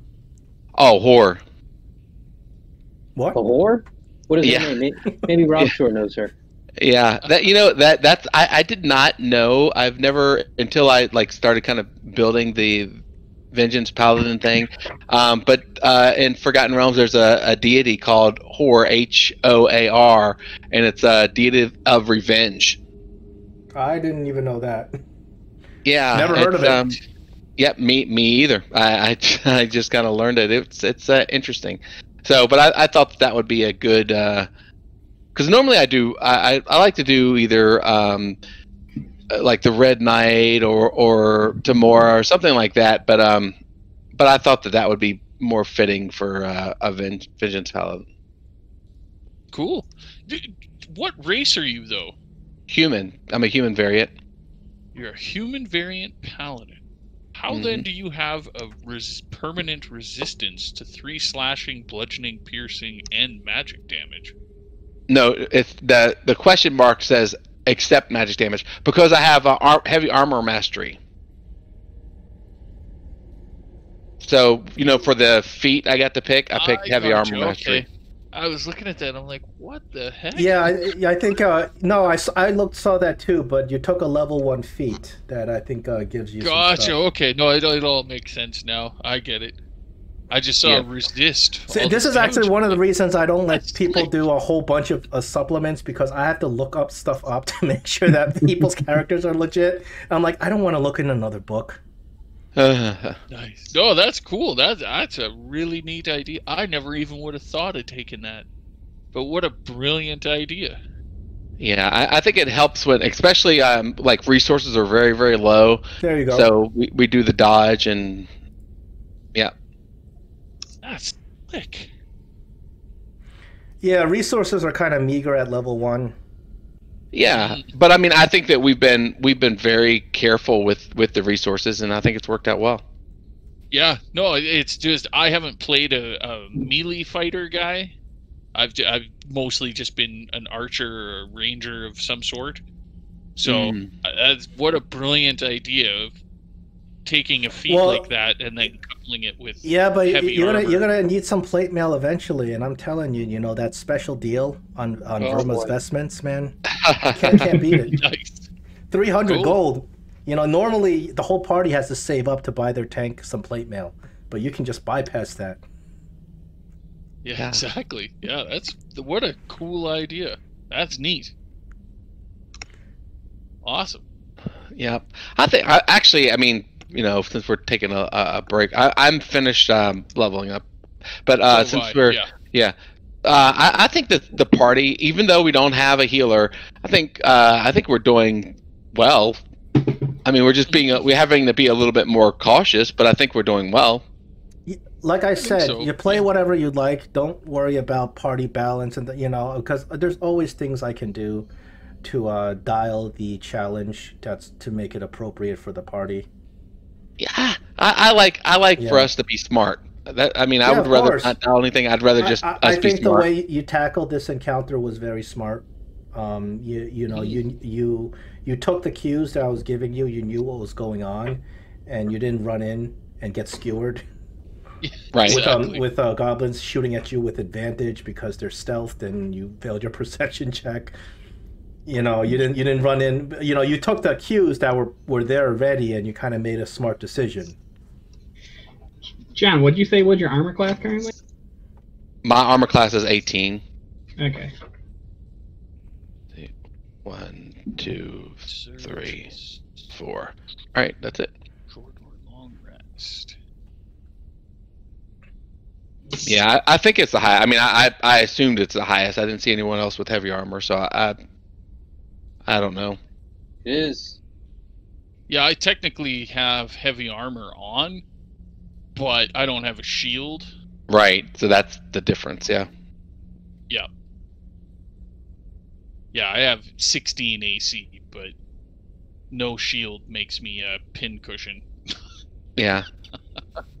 But I can pew from range, so I'm good. Yeah, I mean, I think we've been pretty awesome with it. Oh, exactly. I mean, I wouldn't say no to, 2 or 3 goblins fully decked out in human-sized plate mail. Just saying. Does anyone need any help leveling, or everybody's good? Yeah, just let me know when everybody's good and ready to go. You're level 2, and I think I'm good. You good, Mogar? Just double checking. I think I did. I added hit dice. I don't really get much. Just a couple of things for barbarian. Yeah, reckless attack. Don't you get? Do you get danger sense yet? Yeah, I get danger sense. Okay. Yes, but they're things that are just. So that'll help. I have to remember that I have those things when certain things happen. That's all. That's right. Our barbarian can now rage and recklessly attack. Yeah, but he's been careful with it. I mean, we haven't really fought anything that we need all the extra oomph for. But yeah, I think the Bugbear is going to be. That was not intentional. Yeah. So I took my second level, but I don't see what is it? Cunning action. Yeah, there isn't really anything that you add to your actions tab It'll It should be on at your least show up abilities as tab. one of your features. That's Yeah, what it's I on mean. his abilities tab. No, I It see should it in be. your chart as one of your features. The problem is there's no automatic thing for cunning action. You just have to say you're doing it. Yeah, that's fine. I just don't see it in my feats. Oh, I see it. It's under features. Oh, there it is. Okay, features. Yeah, not under features. abilities, Yeah. features. Ability tab, and then it's under features. Yeah, you just got to Got keep it. track of it. So next time you're like, oh well, I just made an attack. I want to use cunning action and disengage and run away or something. Yeah. Yeah. No, I'm used to that, but yeah, I just was wondering where it would show up on the character sheet. That looks Yep. good. All right, then I guess we're done. Yeah, I think so. I think everybody's leveled up and ready to go. Yep. Heck yeah. All right, so you guys look around, and there are dozens of blunted and broken arrows on the cracked cobblestone floor. You kind of search around to see if you can find any intact arrows, and they're all really shoddy arrows that you wouldn't put in your own thing. You wouldn't put into your own bows. There are a couple of human-sized targets you can see to the south with arrows stuck in them. These goblins were actually practicing their archery. And the north end of the room, you guys have already been there. There's a small fire pit. There's a lot of filth all over the place. The goblins have been around. All right, so we're looking at this door here. So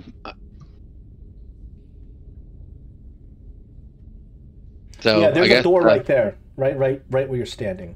Yep. So we're just gonna listen, and then Roll me a perception to listen.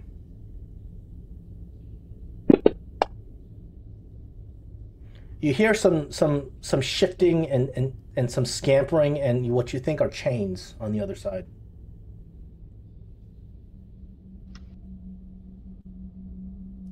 Okay. I think this. I'm just gonna open it. We ready, guys? I think so. I mean, yeah. Okay, door's not locked, opens easily, and on the other side it is even more filthy than it was in this room. The smell is just unbearable. It just smells like excrement.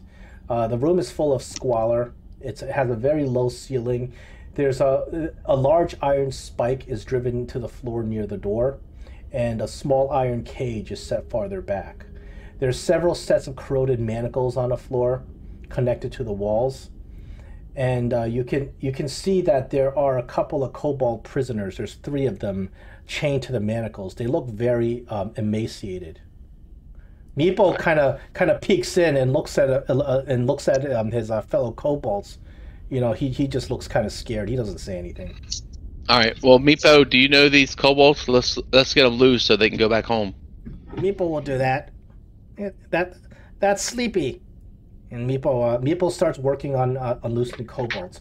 Now, inside that cage, however, you see it's inside the cage. You see what appears to be a small humanoid person. Looks like skeletally thin. Has been here for a while, and this person is still alive, although looks passed out. You're not even sure what kind of race this person is because he looks so emaciated. Looks like he's been kind of beaten up. All right. I'm going to get him out of the cage and do a medicine check. The cage is locked pretty tight, so you need to. How are you going to get him out of the cage? I won't. I'll step to the side and say, "Rob, coming in," and I'll move out of the way. Right. Oh, who are you there, Hey. little guy? I'll help Meepo untether the other kobolds. All right. So, is there any chance I can start to kind of pick this lock or open this cage? Yes, there's a keyhole, a lock and a keyhole with a key with a keyhole in it. You can try to pick that. To pick a lock, I would like to have a sleight of hand based on intelligence. And this person inside the cage, he's passed out, probably from malnourishment. Mulgar moves over and gets yelled at him. Hey! Wake up! He comes to. He's like, oh, who's there? Who's there? As soon as he gets the lock, let's get out the rations, give him something to eat. Okay, that's not a hard lock. It's very easy. You easily pick the lock and you open the cage to let him out. Who's there? Oh, me. Right. Oh my. Well, we have a couple halflings with us, so I think they're the only humanoid. So I will need a bit of I will need a check. Give me a history check on this guy. It's not going to be hard. You just kind of trying to find out what exactly he is. Who is this directed at? Well, I mean, Rob's there, I'm right here. so I think it's you, brother. I can roll. Yeah, this person is a gnome. He's not a halfling. No. Oh. Thanks. What did he say his name was? Who's there? Who's there? We've come here to release you. Actually, Really? well, hold on. Wait a minute before we get started. We had it there. We had a ration in the party sheet. We'll just give him that so he can start eating. And Yeah, he eats it voraciously. You can tell that this poor man has been starved probably for weeks. oh, perfect. There you go. Oh, thank you so much. Oh, I haven't eaten anything in so long, those wretched goblins. Oh. Eat up. Tell us your story now. What has happened? Who are you? My name's Erky Timbers. Like I was on my way to seek my fortune.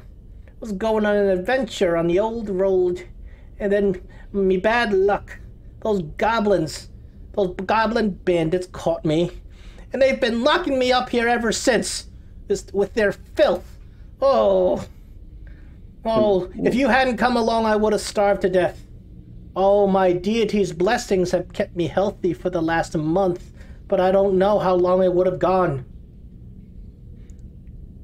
And what adventure did you seek? Well, I heard that there was an underground castle. I'm from Oakhurst. I came here to seek my fortunes, possibly get rich, you know? It's what everybody does. But little did I know that even halfway to this castle, I'd be attacked by goblins on the road. Did you happen to go through a portal at the inn called the Yawning Portal Inn? I've never heard of that. He said he was from Oakhurst. I've never heard of Yawning Portal Inn. Is that near Neverwinter?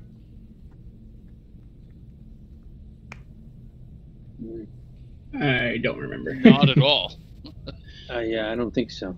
I don't think so. You gentlemen are not from around here, are you? No. We are Indeed not. Quite strange. Where are you from?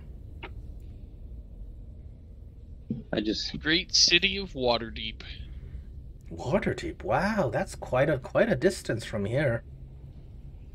We are near Neverwinter Wood, near Mount Hope now. I believe they've locked me in this citadel, this castle. Oh, but there's great evil down here, I can tell you. I've been here for a while and I've heard things from these goblins. Oh yeah. What have you heard, Erky? Well, the outcast. These goblins serve some mad druid named Balak the Outcast.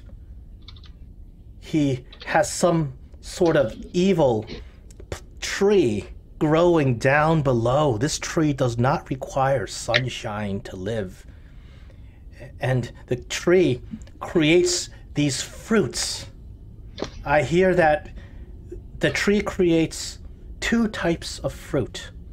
It creates a fruit in summer that is like magic, like a heal spell. It will cure any disease. And then in winter, it creates a fruit that will destroy anyone who eats it.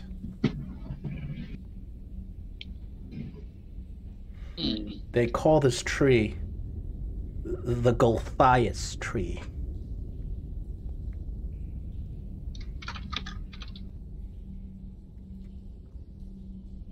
Herky, Well, you what came is on your into- plan then, Herky? I don't know.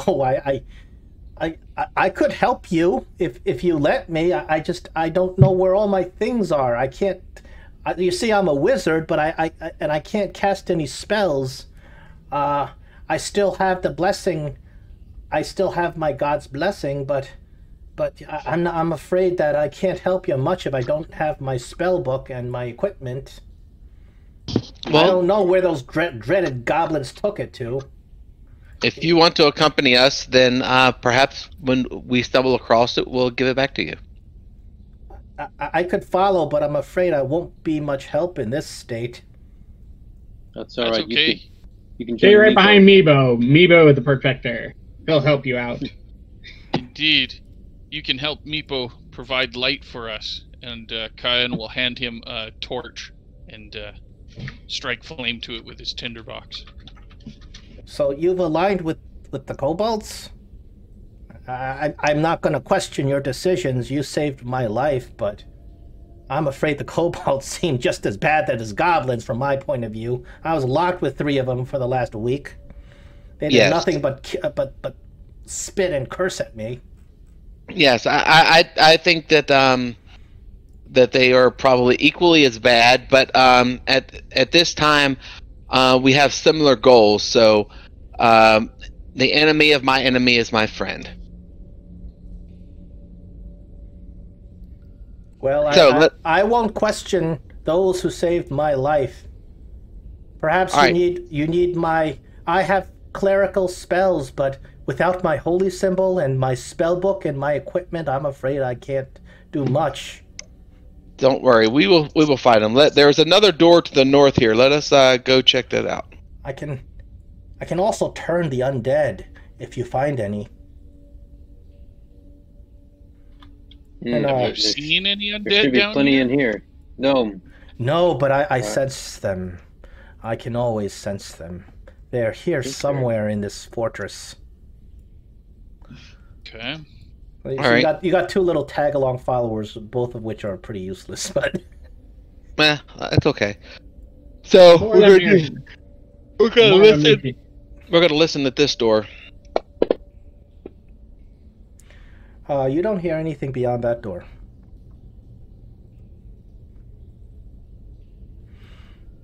Nice. Okay. Hold on. Did you open the door? Yep, I did. Sorry. But that's okay. So inside this door, the north and south walls of this chamber are stacked halfway to the ceiling with very poorly made barrels. They just look like, they're all misshapen, and they look like somebody just went out and took some random driftwood and made barrels out of them. Interesting. So I'm gonna come You in here. smell it smells awful. So if you look inside some of these, you just kind of peer inside some of these barrels. It's this disgusting goop. And Urki says, "Oh, they've been feeding me that for weeks. It's what they eat."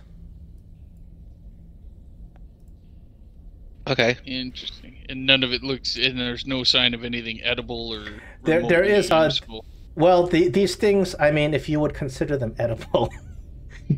There is some goblin scrawl on them. If anybody reads Goblin, you can decipher it. Not I. Not I.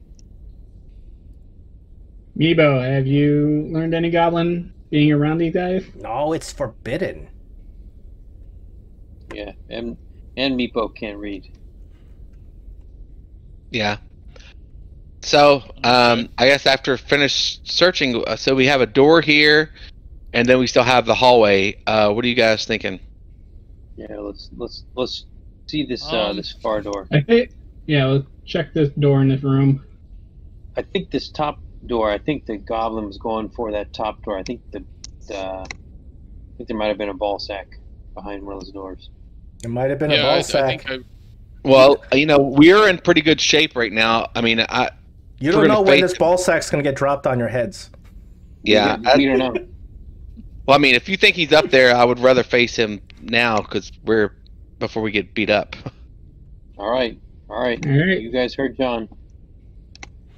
Okay. Yeah, I mean, it makes sense. We're All right. only You gentlemen walk into this hallway, and it's 10 foot wide, and it stretches along, and you can see that there is a door all the way on the other side.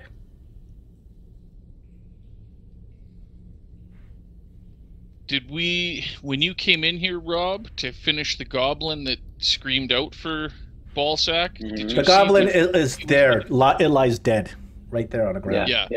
He almost screamed out. Did I see what? He tried to Gotcha, scream so it- something, but your knife ended that very quickly. But it looks like he, instead of coming in this room and immediately going for the door to the north, he was headed for the door to the west. Yeah, and he was heading towards that door, but he was hesitant. Oh, Rob, please take like- an inspiration for that, for noticing that. That's very, very good to notice. Yeah, Indeed. he Well, was. As in, like, he didn't want to go down there? As in, he may be afraid Well, of Paul? as in, like he saw death in both ends of the hallway. Seemed like, Well, or I was going to maybe. kill him, or when he opened the door, it seemed like maybe would kill him.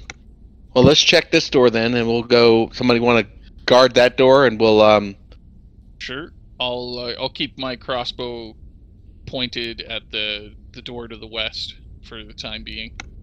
All right, listen up.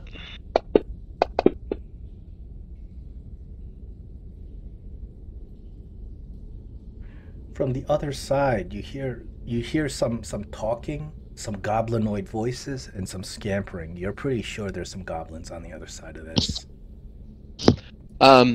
So I kind of point to everyone. I think there's goblins up here. Let's do our. But they Of what we've haven't. been It doing. appears that they don't know you're here because they would have come out by now. Right. Let's do what we've been doing, kind of bottlenecking them, and then ranging because our range here is pretty good. Yeah, or let's. Could we like knock on the door and like see if they'll come and open it and get the jump on them? If they, I don't think that'll get the jump on them. I don't think that they knock too often. I think what we've been doing is just kind of jerking it open, Bust the surprising door them, open. and having them attack me, and then you guys ranging and killing them. All right. Okay, so I am going to do the get behind my shield, all of that crap, and bang the door open as hard as I can. You're gonna kick that door open with all of your might? Yep. Okay, we are rolling initiative.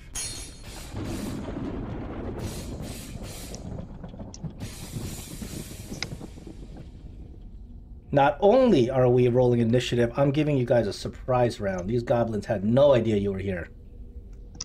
Oh. Sweet. Rob, Yep, sure, and- you get first crack. A full surprise round? Wow. Full Yeah, surprise round. Leroy. So is that advantage on attack? You don't get advantage unless you're hidden from them. You're not hidden from them. You surprise them, so you get a full round before they can even take actions. So you may be able to just sweep them up before they can do anything, but you don't get advantage on attacking unless you're hidden. And you guys weren't I really see, hidden. okay. You guys aren't hidden if you kick the door down. Got it. So 5, 10, You can use an action to hide if you'd like to, but 15, 20. So I'm going to come over here to this goblin. What? I will- These goblins were sitting down, gnawing on some unidentified flesh. And He looks at you, and the flesh is his food just drops out of his mouth as he's surprised. So John like kicked the door down, and I did like a roll underneath John's legs, like right into the room. Ah! Just rolled right in. I'll attack this guy with my rapier.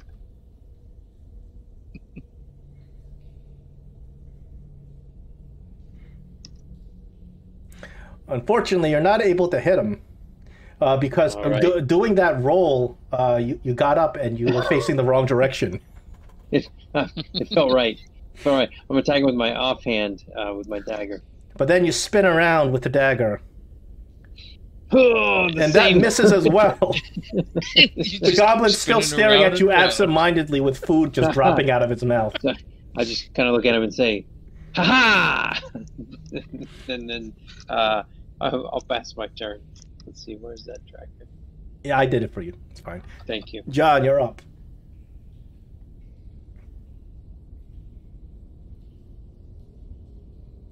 I think you might be muted, John. Or are you talking? Oh, sorry. Yeah, I was talking. Okay. I stepped right there between them all, and I am going to dodge for my surprise round. And yeah, I'm going to dodge for my surprise round and pass my turn. Okay, it's like this new style of tanking. Dodge tanking. I love it. You don't need armor class when you can give disadvantage. Yeah, John runs up to them and then starts dodging. Yeah. Well, it's basically I'm putting my shield in their face. Yeah, dodge tank. Sure. You want Meepo to throw a sling? You want Meepo help? Hold this torch in the hallway. Okay, Meepo brings a torch into the hallway. He tries to stay away from the room. He's a little bit cowardly. That's Meepo's turn. Goblins don't get a turn this round. Kayan. All right. I will 5, 15, 20. Well, yeah, seeing as I get full-on surprise round, heck yeah, I'm going to pop a shot into this guy. Although you surprised them, you're not, you haven't followed through very well. Darn. All right. I am then going to bonus action into the same one. That hits. That hit. That gets him. Ah! Whack him. Where do these humans come from? I'm going to say, and your mother's, they like to... I'm going to go that deep, dark. I'm going to say, yeah, your mother's pleasure ogres. I'll use the same one again, and I'll dip back out around the door. There's your catchphrase. Yep. I was going to say some other shit, but... Urky Timbers, too injured to actually participate in battle. Okay. Yeah, you just need to stay safe. Mogar, you're up. Alright, Mogar goes rushing in. 1, 2...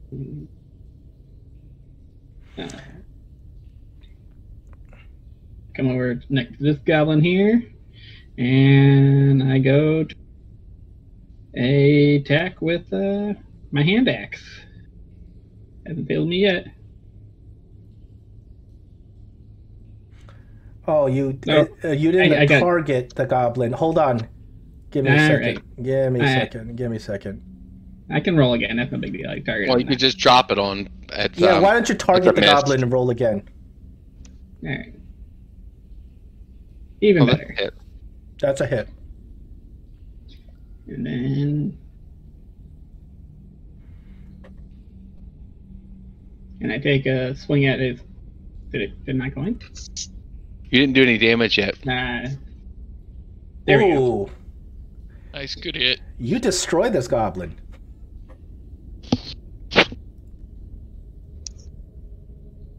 Destroy or, I mean, dead? Dead. It is gone.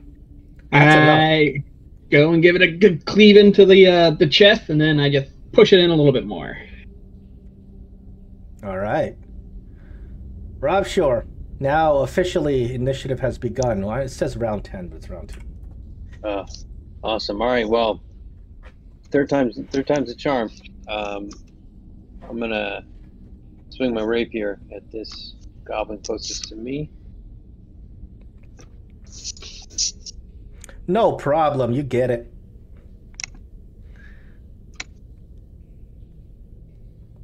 You finish it off. It doesn't even get to finish its meal. It slumps down dead. No! Ah! The last goblin is looking a little right, shocked. Well, you didn't have him targeted, Rob, but then that one beside you would be dead. Yeah, you didn't target him, but he is. I will take. He's have- out of initiative. I'll take him out. Sorry, I must have untargeted him. I clicked on him again. I think I untargeted him with that control click. No problem. I'll just remove him. All right. So, Is are that you going to your move turn? up to your off?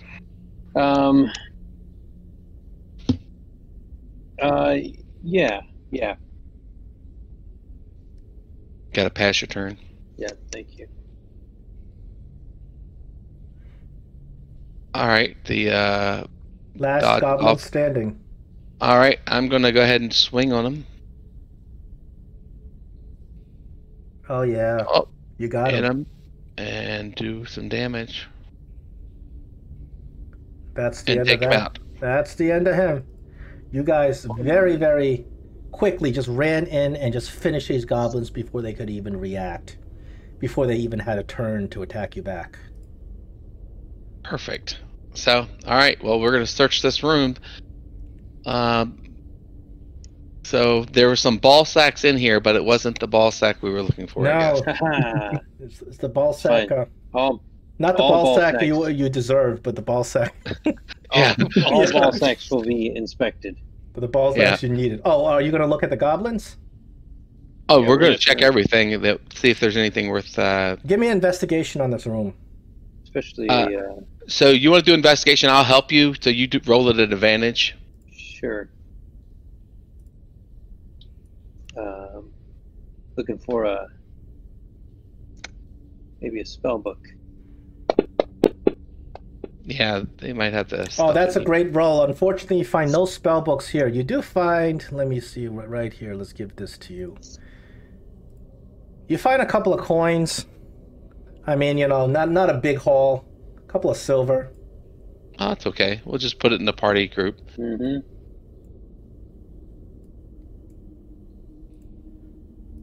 Okay, they've been distributed. All right. Okay. Let's- Well, Oh, kind of Well, we look have around to at know. everybody. good job. Say, That couldn't have gone better. You didn't even take a hit. Yep. Yeah. Are we ready for the real fight now? No, we have this door over here, so I guess we're gonna. Well, we have the two doors. Which one are we going to go through? Think, because we've been in that storeroom. Oh, I'm and it sorry, goes even- I'm sorry about moving your Further. tokens around. All right. Okay. The only thing is, what is the? John, what were you John, thinking? you gotta, everybody stop. John, I need a dexterity saving throw. Okay. There's a trap because the guy was hesitant going into the hallway. Yes. I thought Yeah, you guys that's what I had was picked up on asking. that. Well, I was thinking just about it. actually asking that. I was like, so what was the deal with them being But hesitant? the minute you move your token there, it's Yeah. as a I thought pit- it was the. a bit. Oh no! You don't have to dice tower saves. Oh, okay. Yeah. Well, there you go. Ooh. Yeah. Oh Alright. no! John falls down into a pit. Wow! Boom. Luckily, it's only 10 foot, so you'll take 1d6. You take Ugh, 2 damage, thump, as you hit the bottom of the pit, and it hurts. Well, it should only be one because my armor should have protected me from one. Is bludgeoning? It is bludgeoning. Yeah, it'll be one. Fall damage is bludgeoning, so it's not much damage. Yeah, it's just one. So you Well, notice actually, that it's zero. Actually, it's zero. If it was only two, I resist three, so it was zero. That's why it didn't come up any. So, all right. So while I'm down here, then I'm going to search our things down here. this pit is fairly empty. You don't see anything. Meepo, come hold the light over there for him. Yep, I asked Meepo to hold the light to make sure no one else fell down here. No bones. No crap like before. This pit is freshly dug, it looks like. Okay, so I do the same thing that they did on the other pit. I kind of prop it up so we can walk across it to get to the door. Yeah, what you can do is what you got to do is you got to climb out of the pit first, and in order to prop up the pit, you gotta roll me a check to see if you can do it successfully. So once you climb out of the pit. All right, I'll climb out. Is that athletic? I need a sleight of hand, because what you're doing is you're lifting the lid of the pit, and then Oh, you're putting... I'm just climbing out. I am okay. not going to try to do a sleight of hand. I will let the experts do that.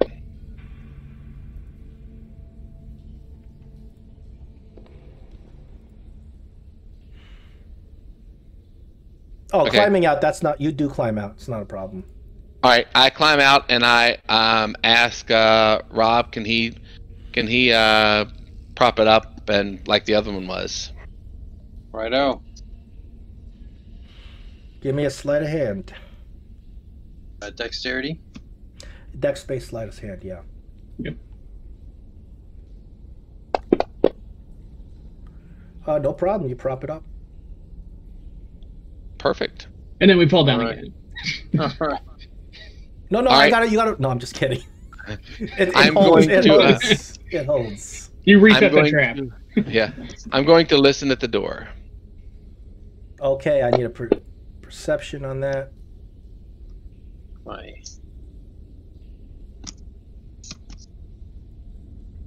You don't hear anything. All right. I don't hear anything, guys. Are we ready? hold on. Sure. Are you okay? You should be okay, right? Me? Yeah. Oh yeah. I mean, I my armor protected me from the fall Okay. completely. I'm not hurt. Okay. All right. I open the door. Well, actually, I don't hear anything, so it's probably empty. So I'm just going to open the door. You open the door.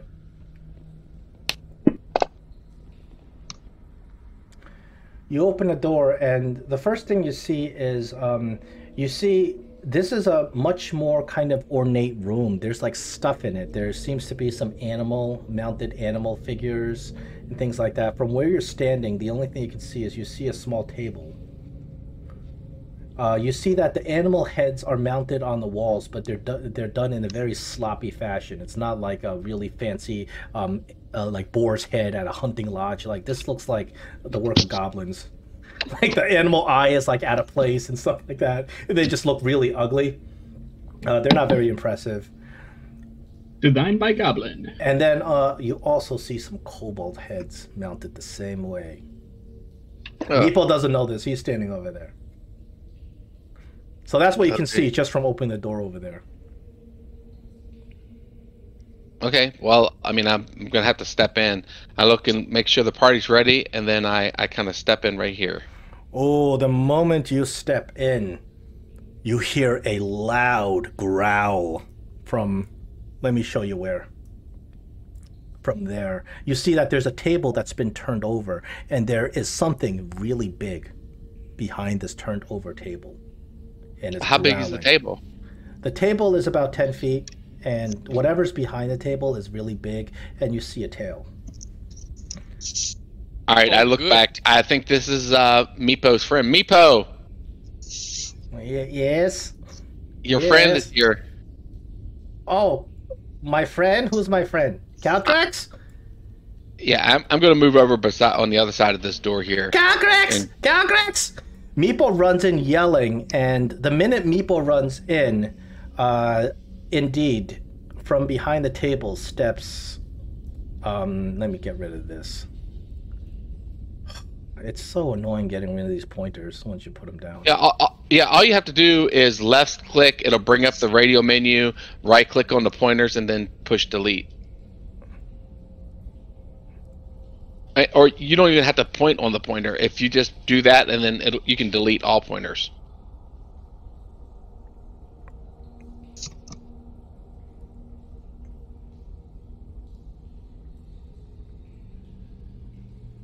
Hold on, I got a little weird thing going on here. Little technical difficulties. Just 1 second. Yeah, every so often I get a compiled log window show up. Anyone else Yeah, see that? it's something he's run. It's one of his extensions that's doing this. Yeah, I'm getting it Okay. too. Do you know which extension it is so I can fix it later? No, I don't know. I just clear it and close it, but it's an extension that's going I want to that. fix it. I don't know what it is.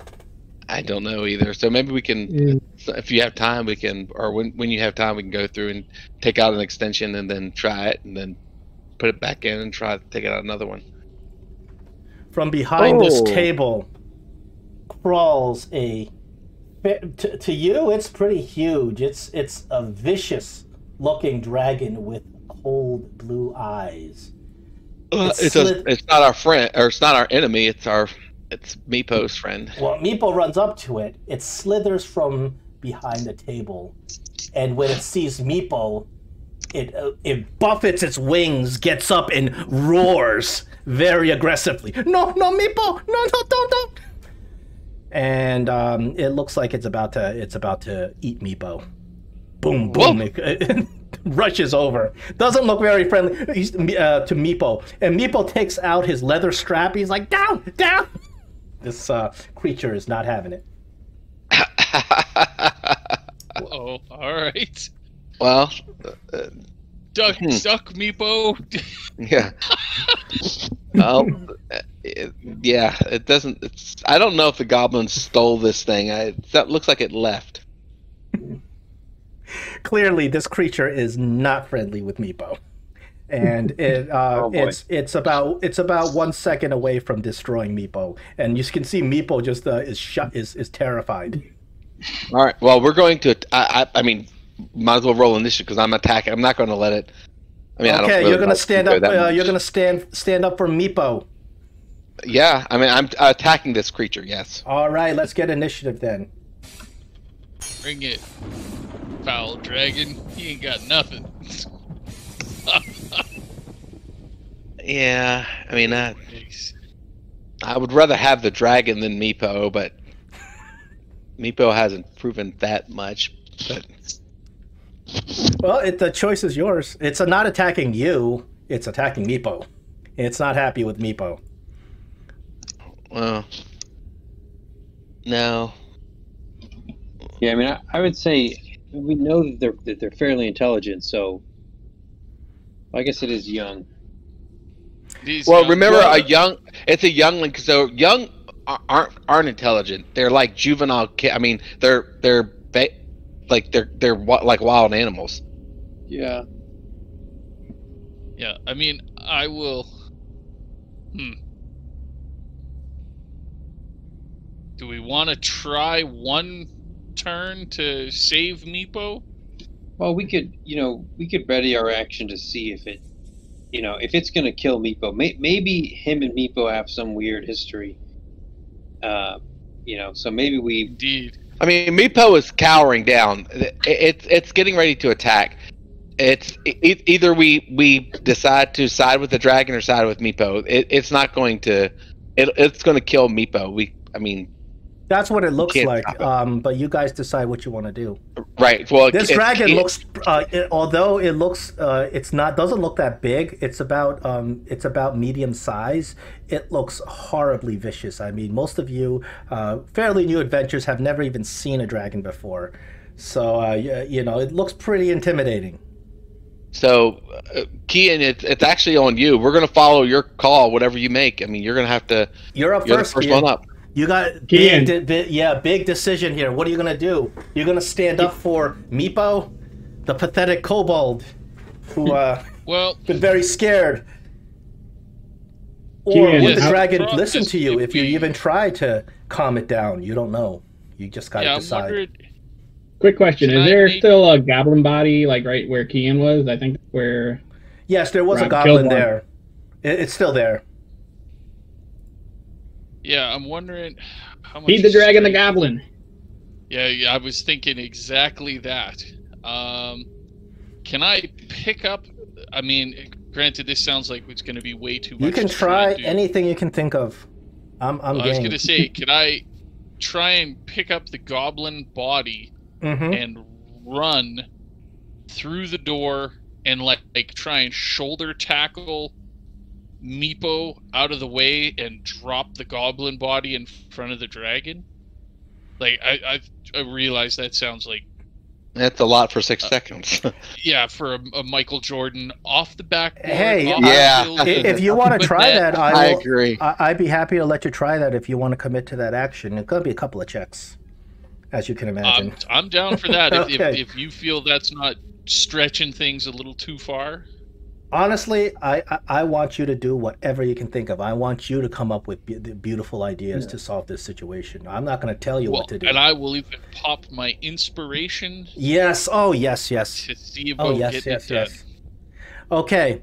So what I need you to do, number 1, athletics to pick up this goblin. Even though it's kind of small, it's still fairly heavy.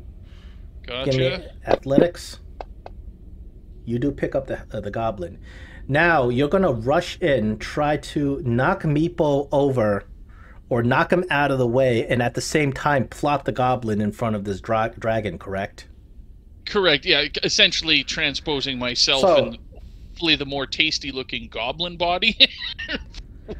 So I need two more rolls. One is a strength check to just knock Meepo clear out. He's not contesting you, but you gotta really be going in there like a whirlwind to knock him down. And then finally, I need a dex check to successfully drag this goblin along with you and present it in front of this dragon.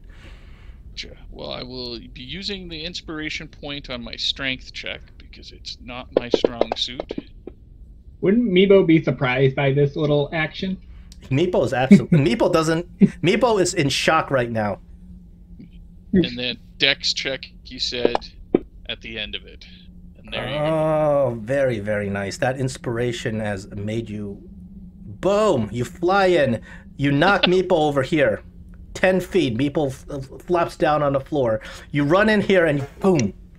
Throw the goblin from the dragon. I'll take that as an action and a movement to accomplish that. Yeah, and that's all I've got. So I'm done. Well, let's see what the... Yeah, we'll see if we can.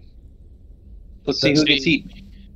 The dragon is very surprised. Now turns. He was going to attack Meepo, but all of a sudden sees Kyan run in and push Meepo out of the way and throw this goblin in front of the dragon. The dragon is a little confused. He doesn't know what's going on. Eat the goblin! Eat the goblin! The dragon doesn't eat your goblin. He disengages you and he takes one step back.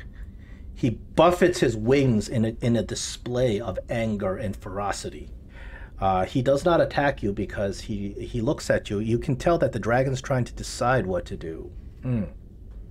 Mogar. All right. I am going to run in there next to Meepo. And then I'm going to actually take Meepo and throw him toward the door. Which door? The door you came through? The door I came through. Oh, he's getting all kinds of pushed around.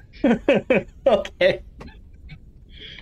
I'm trying to show that, like, maybe we're not friends with Meepo, so the dragon might trust us more, being that it doesn't seem like he likes Meepo.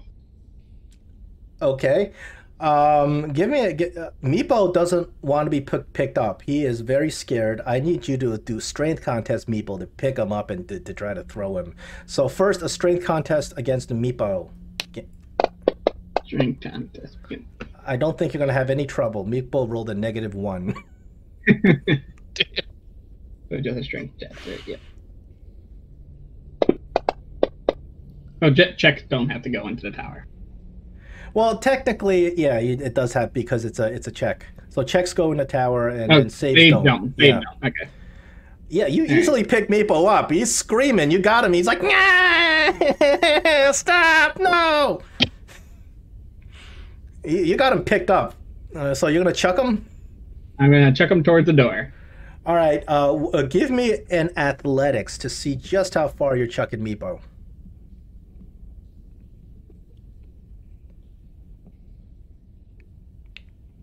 Oh, they're not going there.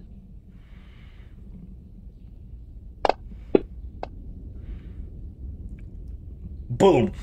Plop. Meepo lands right there. Doesn't quite make it to the door.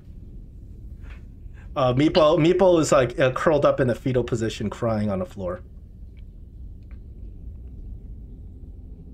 And I would assume that's my action and everything. So yeah, that has to I'm be, done. I'm good. That has to be your action, obviously.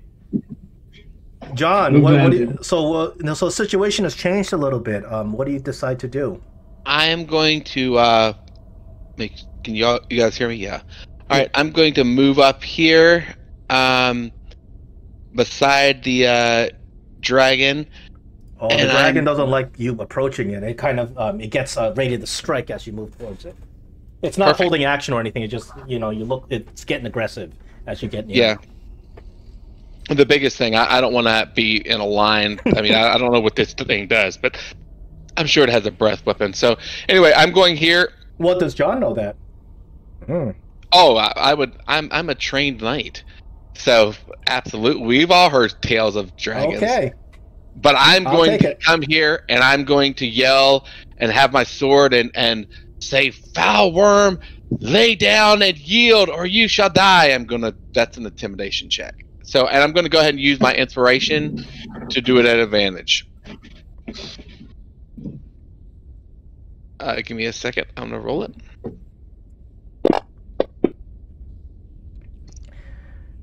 This dragon does not appear intimidated. It appears more aggressive as you yell at it. Okay, well that's my turn then. So I'm going to pass. Okay. Rob, what do you got?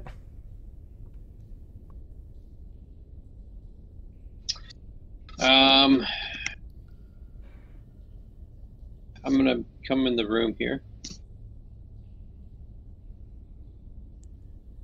and I don't think this dragon is really after anybody. Maybe Meepo, but I don't think it's really after us. It clearly looks like it's after John at this point. John just yelled at it, and it got really angry. Yeah.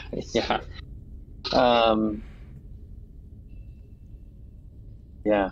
So I'm going to, if it's engaged with John, what I'm going to do is I'm going to ready an action to attack it if it attacks anybody in the party. All right. It looks like it's about to attack. Is that your turn? Yeah. Meepo, pathetic creature that he is, cowers and scampers.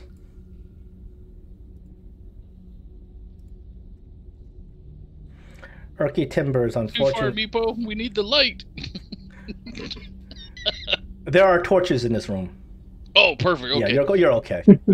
Be safe, Meepo. Be safe. Erky Timbers, unfortunately, is too weak to help. Does not have any of his equipment. Yep. Cayenne. All right. Situation's looking kind of dire in terms of combat. This dragon is agitated, angry. Indeed. All right. It hasn't attacked anyone yet.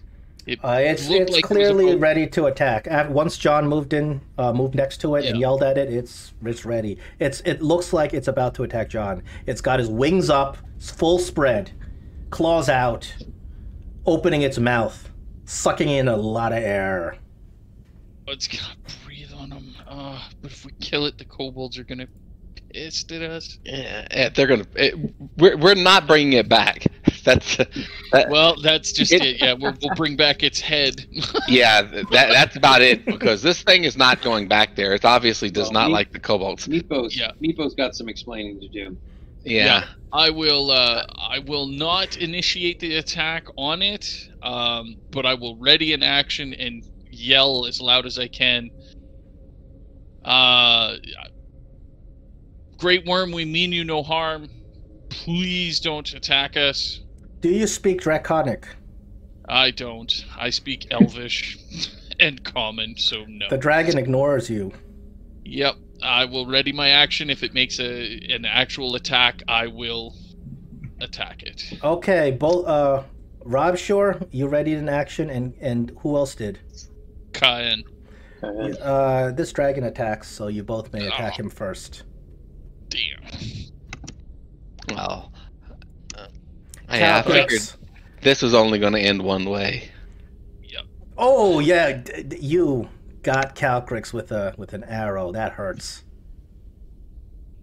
Are you targeting him, bro? I am. You are. Yeah, you are. I don't think Kian was. Nope. Okay, and you hit him. So you may roll your damage as well. You pelt Calcrix with arrows, both of you. Boom, boom, boom, boom. One of the arrows just goes through Calcrix's wing and hits him in the neck, and you can see it's buried in the neck. Calcrix roars in pain. Are you finished with your attacks? Yeah. I only get one attack with a ready to action. Well, you guys are lucky. Calcrix has been is pissed off and engaged with John, and he breathes only on John. Thank goodness. Oh no. Wow, that's fine because it would only hit one person instead of all of us. You are very lucky. John, I'm rolling a Constitution save for John. All right. Well, actually, I would have rather rolled that. I hate when that happens. No, unfortunately, in order to have the thing go automatic, I have to roll for you. Oh, okay. Yeah, I'm sorry about that. Yeah, the saves. I don't like rolling for players either because I just failed you. Yeah. But unfortunately, in order to have the script go off, sure. Calcrix. Yeah, that's fine. Calcrix breathes a blistering cold breath that just sneaks into your armor, through your face, all over your body. It stings, and it does 5d8. Ugh. Ooh. Well, put me down. Ugh. I drop. Oh, that hurts. That's not good. Mogar, you just saw your ally go down with one hit from this dragon breath. This thing is looking real vicious. What you got? How wounded does he look? Dead. John, he is unconscious on the ground. Yeah. No, I'm talking about Caltrix. Caltrix looks pretty wounded. He got pelted by arrows earlier.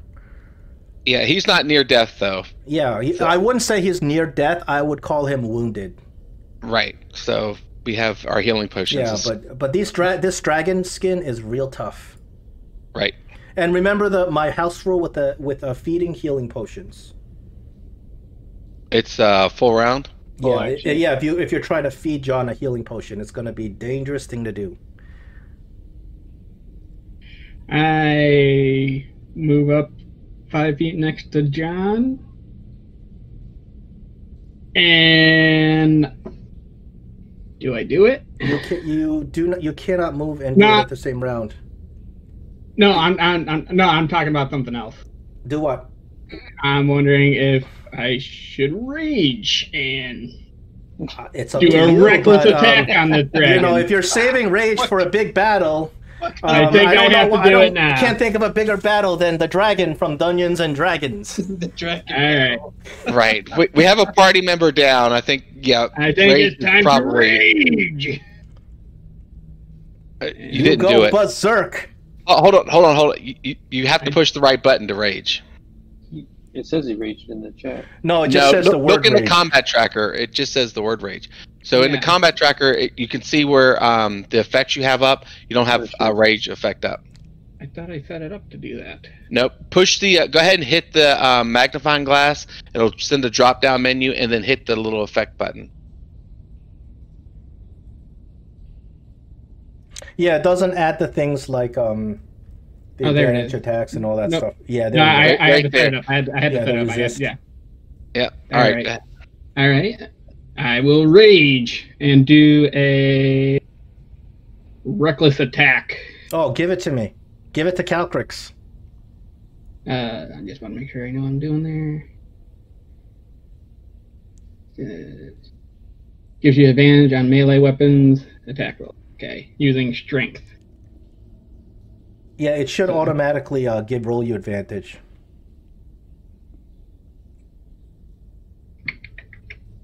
And you're not a dex space barbarian, are you? I haven't. It didn't roll advantage though. You have to push the advantage. Oh, okay. No, I thought I had to. Yeah, go ahead and roll it again. I'll just roll it again. Yeah. Oh, not the. Maybe you'll get a crit. I did the wrong. I want to see a crit. I want to see a crit on characters. I mean, just give it to me, man. Give it to me, man. That still wasn't an advantage. Well, he rolled twice. The first one was So he rolled twice. I just rolled again. I'll take it since it's a hit. Yep. Go roll your damage.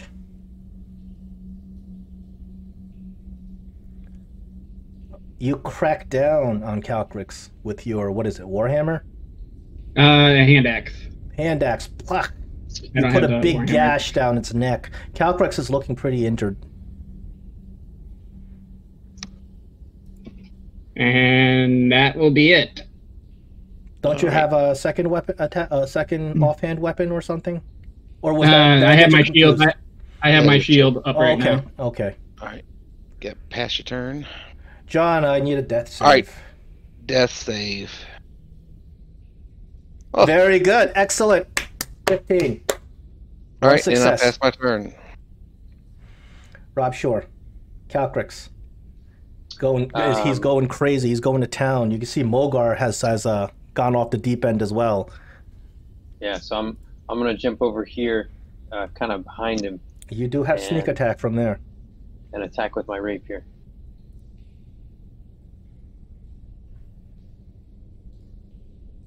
Oh, that's a hit. Good.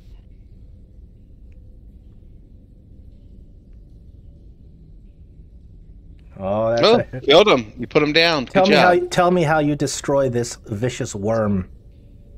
Oh, so I think like kind of like jumping over that table to get behind him, and maybe like a rapier kind of like under one of his like front armpits, you know, kind of under the rib cage, from the back of him.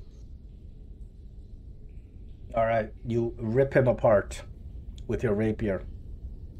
No. He crumbles down, dead. Good job, guys. Good job. Slew a dragon. Yeah, It was a baby dragon, but it's a dragon. but it's Yeah. still- Well, yeah, he John. yeah, he started to say he wrecked me in one round. So I mean, Yeah. but the breath weapon is his biggest weapon. So anyway, I'm still frozen to death, guys. Yeah, You guys let's take are care of very our friend. lucky. He only hit John with that breath weapon. You saw that it went in a cone across the room. So if you guys had been in the spot behind John, you all would have been hit with that. Well, actually, they were three. They were in that three in a row, and I was worried that Yeah, if it did that, it hit all three of them. absolutely would have. But you had pissed it off to the point where it just attacked you. Which is that was my job anyway. So All right. Well, I go and nudge John John. is still Hey, down. Hey, John. Yeah, let's bring are John you okay too. down there? And he's still unconscious. So I guess I. Does anybody Get have out. anything that can help John, or does he need to roll another death save? Who's got? no, we I got two got a healing healing potions. So I got a healing potion. I go into jamming in his mouth. Is this working? Is this working? And then I remember, let me take the cork off, and then I pour it in. It's a 1d4 with a healing potion. your healing I'm potion. sorry, one- 2d4 plus 2. I'm sorry. Yeah. 2d4 plus 2. Hey. It's 8. I got 8 back. Okay, you come to with a magical healing potion jammed down your throat. Ugh. All right. As Better soon as I than a come ball to- sack jammed down your throat, right? Yeah. I go ahead and use I'm going to use 5 lay on hands to help out a little bit. Let me see. 1, 2, 3, 4, 5. Still beat up some. All right, I'll have to do that because I don't want to. I don't know. What are we gonna? Are we gonna? I mean, we could block this area off and rest here. Or you guys want to try to push on? Well, let's look at this room first. I think All we right. should. If we rest anywhere, I think we should rest in those 3 goblins rooms. Yeah, sure. Yeah. Then I'm going to go ahead and target myself and use a spell as well. Now, you notice that Calcrix, being the dragon that he is, has gathered a hoard of crap all over the room, right where behind the table where he was hiding. Yeah. Would you like to Yeah, we look through started his looting. hoard of crap? Oh Yeah, yeah, let's of course look we're through taking the crap. everything we have. Okay, in Calcrix's hoard.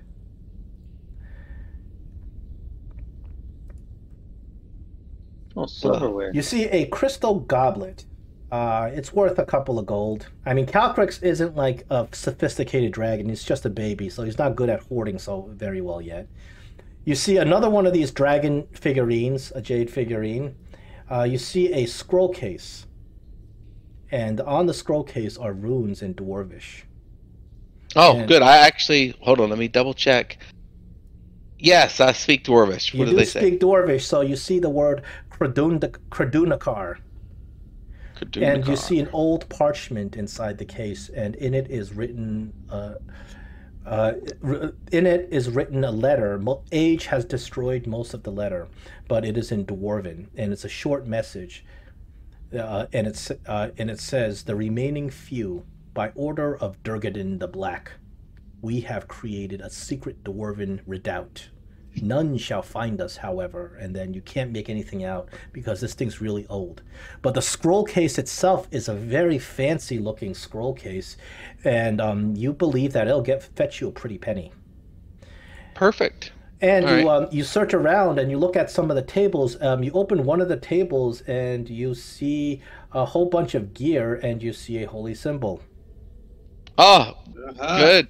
We call in Urky Turk, and we say we can think we got his gear. That's my holy symbol. That's my gear. Oh, I thought I'd lost you. And he sits there, you know, like hugging and treasuring his holy symbol. Urky now is able to assist you. Oh, perfect. In combat. So, he is a cleric. Well, all right, so let's go back here, and I think we can kind of secure this area to do our Meepo rest. kind of peers through the door. He's looking really kind of embarrassed. He's kind of afraid if you're going to hit him. Yeah, Meepo, get over here and get into the corner. Meepo, you have a lot of explaining to do after the rest. Yeah, get in here. And there was no indication of hidden doors or any secret hidden There's rooms? A door to the south there. Yeah, there's a door. There's an obvious door to the south. Yeah. I'm just curious on any of the walls behind the animal heads or anything. There was no sign of secret passages or anything like that. You can roll an investigation on the room. Excellent. Investigation or perception? I would say investigate, because just looking around you don't see anything, and you're kind of moving stuff around, taking a close look. I was gonna help him. I was interested in the trophies. You want the trophies? They're No, I just want to help him investigate. I'll give him help. Right, I'll roll it a second. Roll it again then. Roll a second one. Maybe you'll crit. You search all over, and behind one of the ram heads, and this is a really horribly made ram head, like half its face is like melting off. Behind one of the ram heads, you find a little compartment, a secret pouch, and there are 15 gold pieces in there. I'll distribute that. Good job. Perfect. Okay. Well, yeah. I guess if no other signs of anything else. This treasure I'm going to I'm going to dole out. Does anybody in particular want the treasure? Hold on, let me reopen this treasure thingy, this parcel. Yeah, is it in the party sheet? I have not put it in the party sheet yet. Anybody want? Most of it is just like it's just stuff that's worth money. That's what I was thinking. I thought we were just going to kind of leave it there and sell it, because I don't think everything you named didn't sound like very heavy. Everything was so I'll do that. Yeah. I'll just drop it in the party sheet and we can sell it later. Yeah. Okay. Cool. Because it's not something that's going to increase your carry weight or anything. You can just stuff it into your pack. Perfect. So you guys cloisters. It reeks in here. The goblins were sleeping in here, so it just smells like utter shit. Yeah, that's what I was hoping we could clean. What was that spell? There's a mage spell that cleans things, but prestidigitation. Yes, yeah, prestidigitation. But I don't think any of you are spellcasters. Urky Timbers. Let me look at Urky Timbers' spell character sheet here. Well, if he's a cleric, he doesn't have it. It's a mage spell. But it doesn't matter. Urki says, I got my spells back. Yes. He's like, look, I can cast light. You need a light, right? He casts light on you. All right. We're gonna rest. So we're securing the door, and we're adventurers. We're used to, I once slept 2 weeks in the troll's belly. I think I can stay and sleep up here. Yeah. What manner of rest? Short rest, long rest? Oh no, we need a long rest. Yes, a long rest. Okay, so hang here for. I'm gonna sleep against the door in case something tries to come in. So you guys, let me roll. I gotta roll something if you do long rest. Okay, I think we're gonna have to close it for today, and we'll pick up again next week. Perfect. I think, yeah.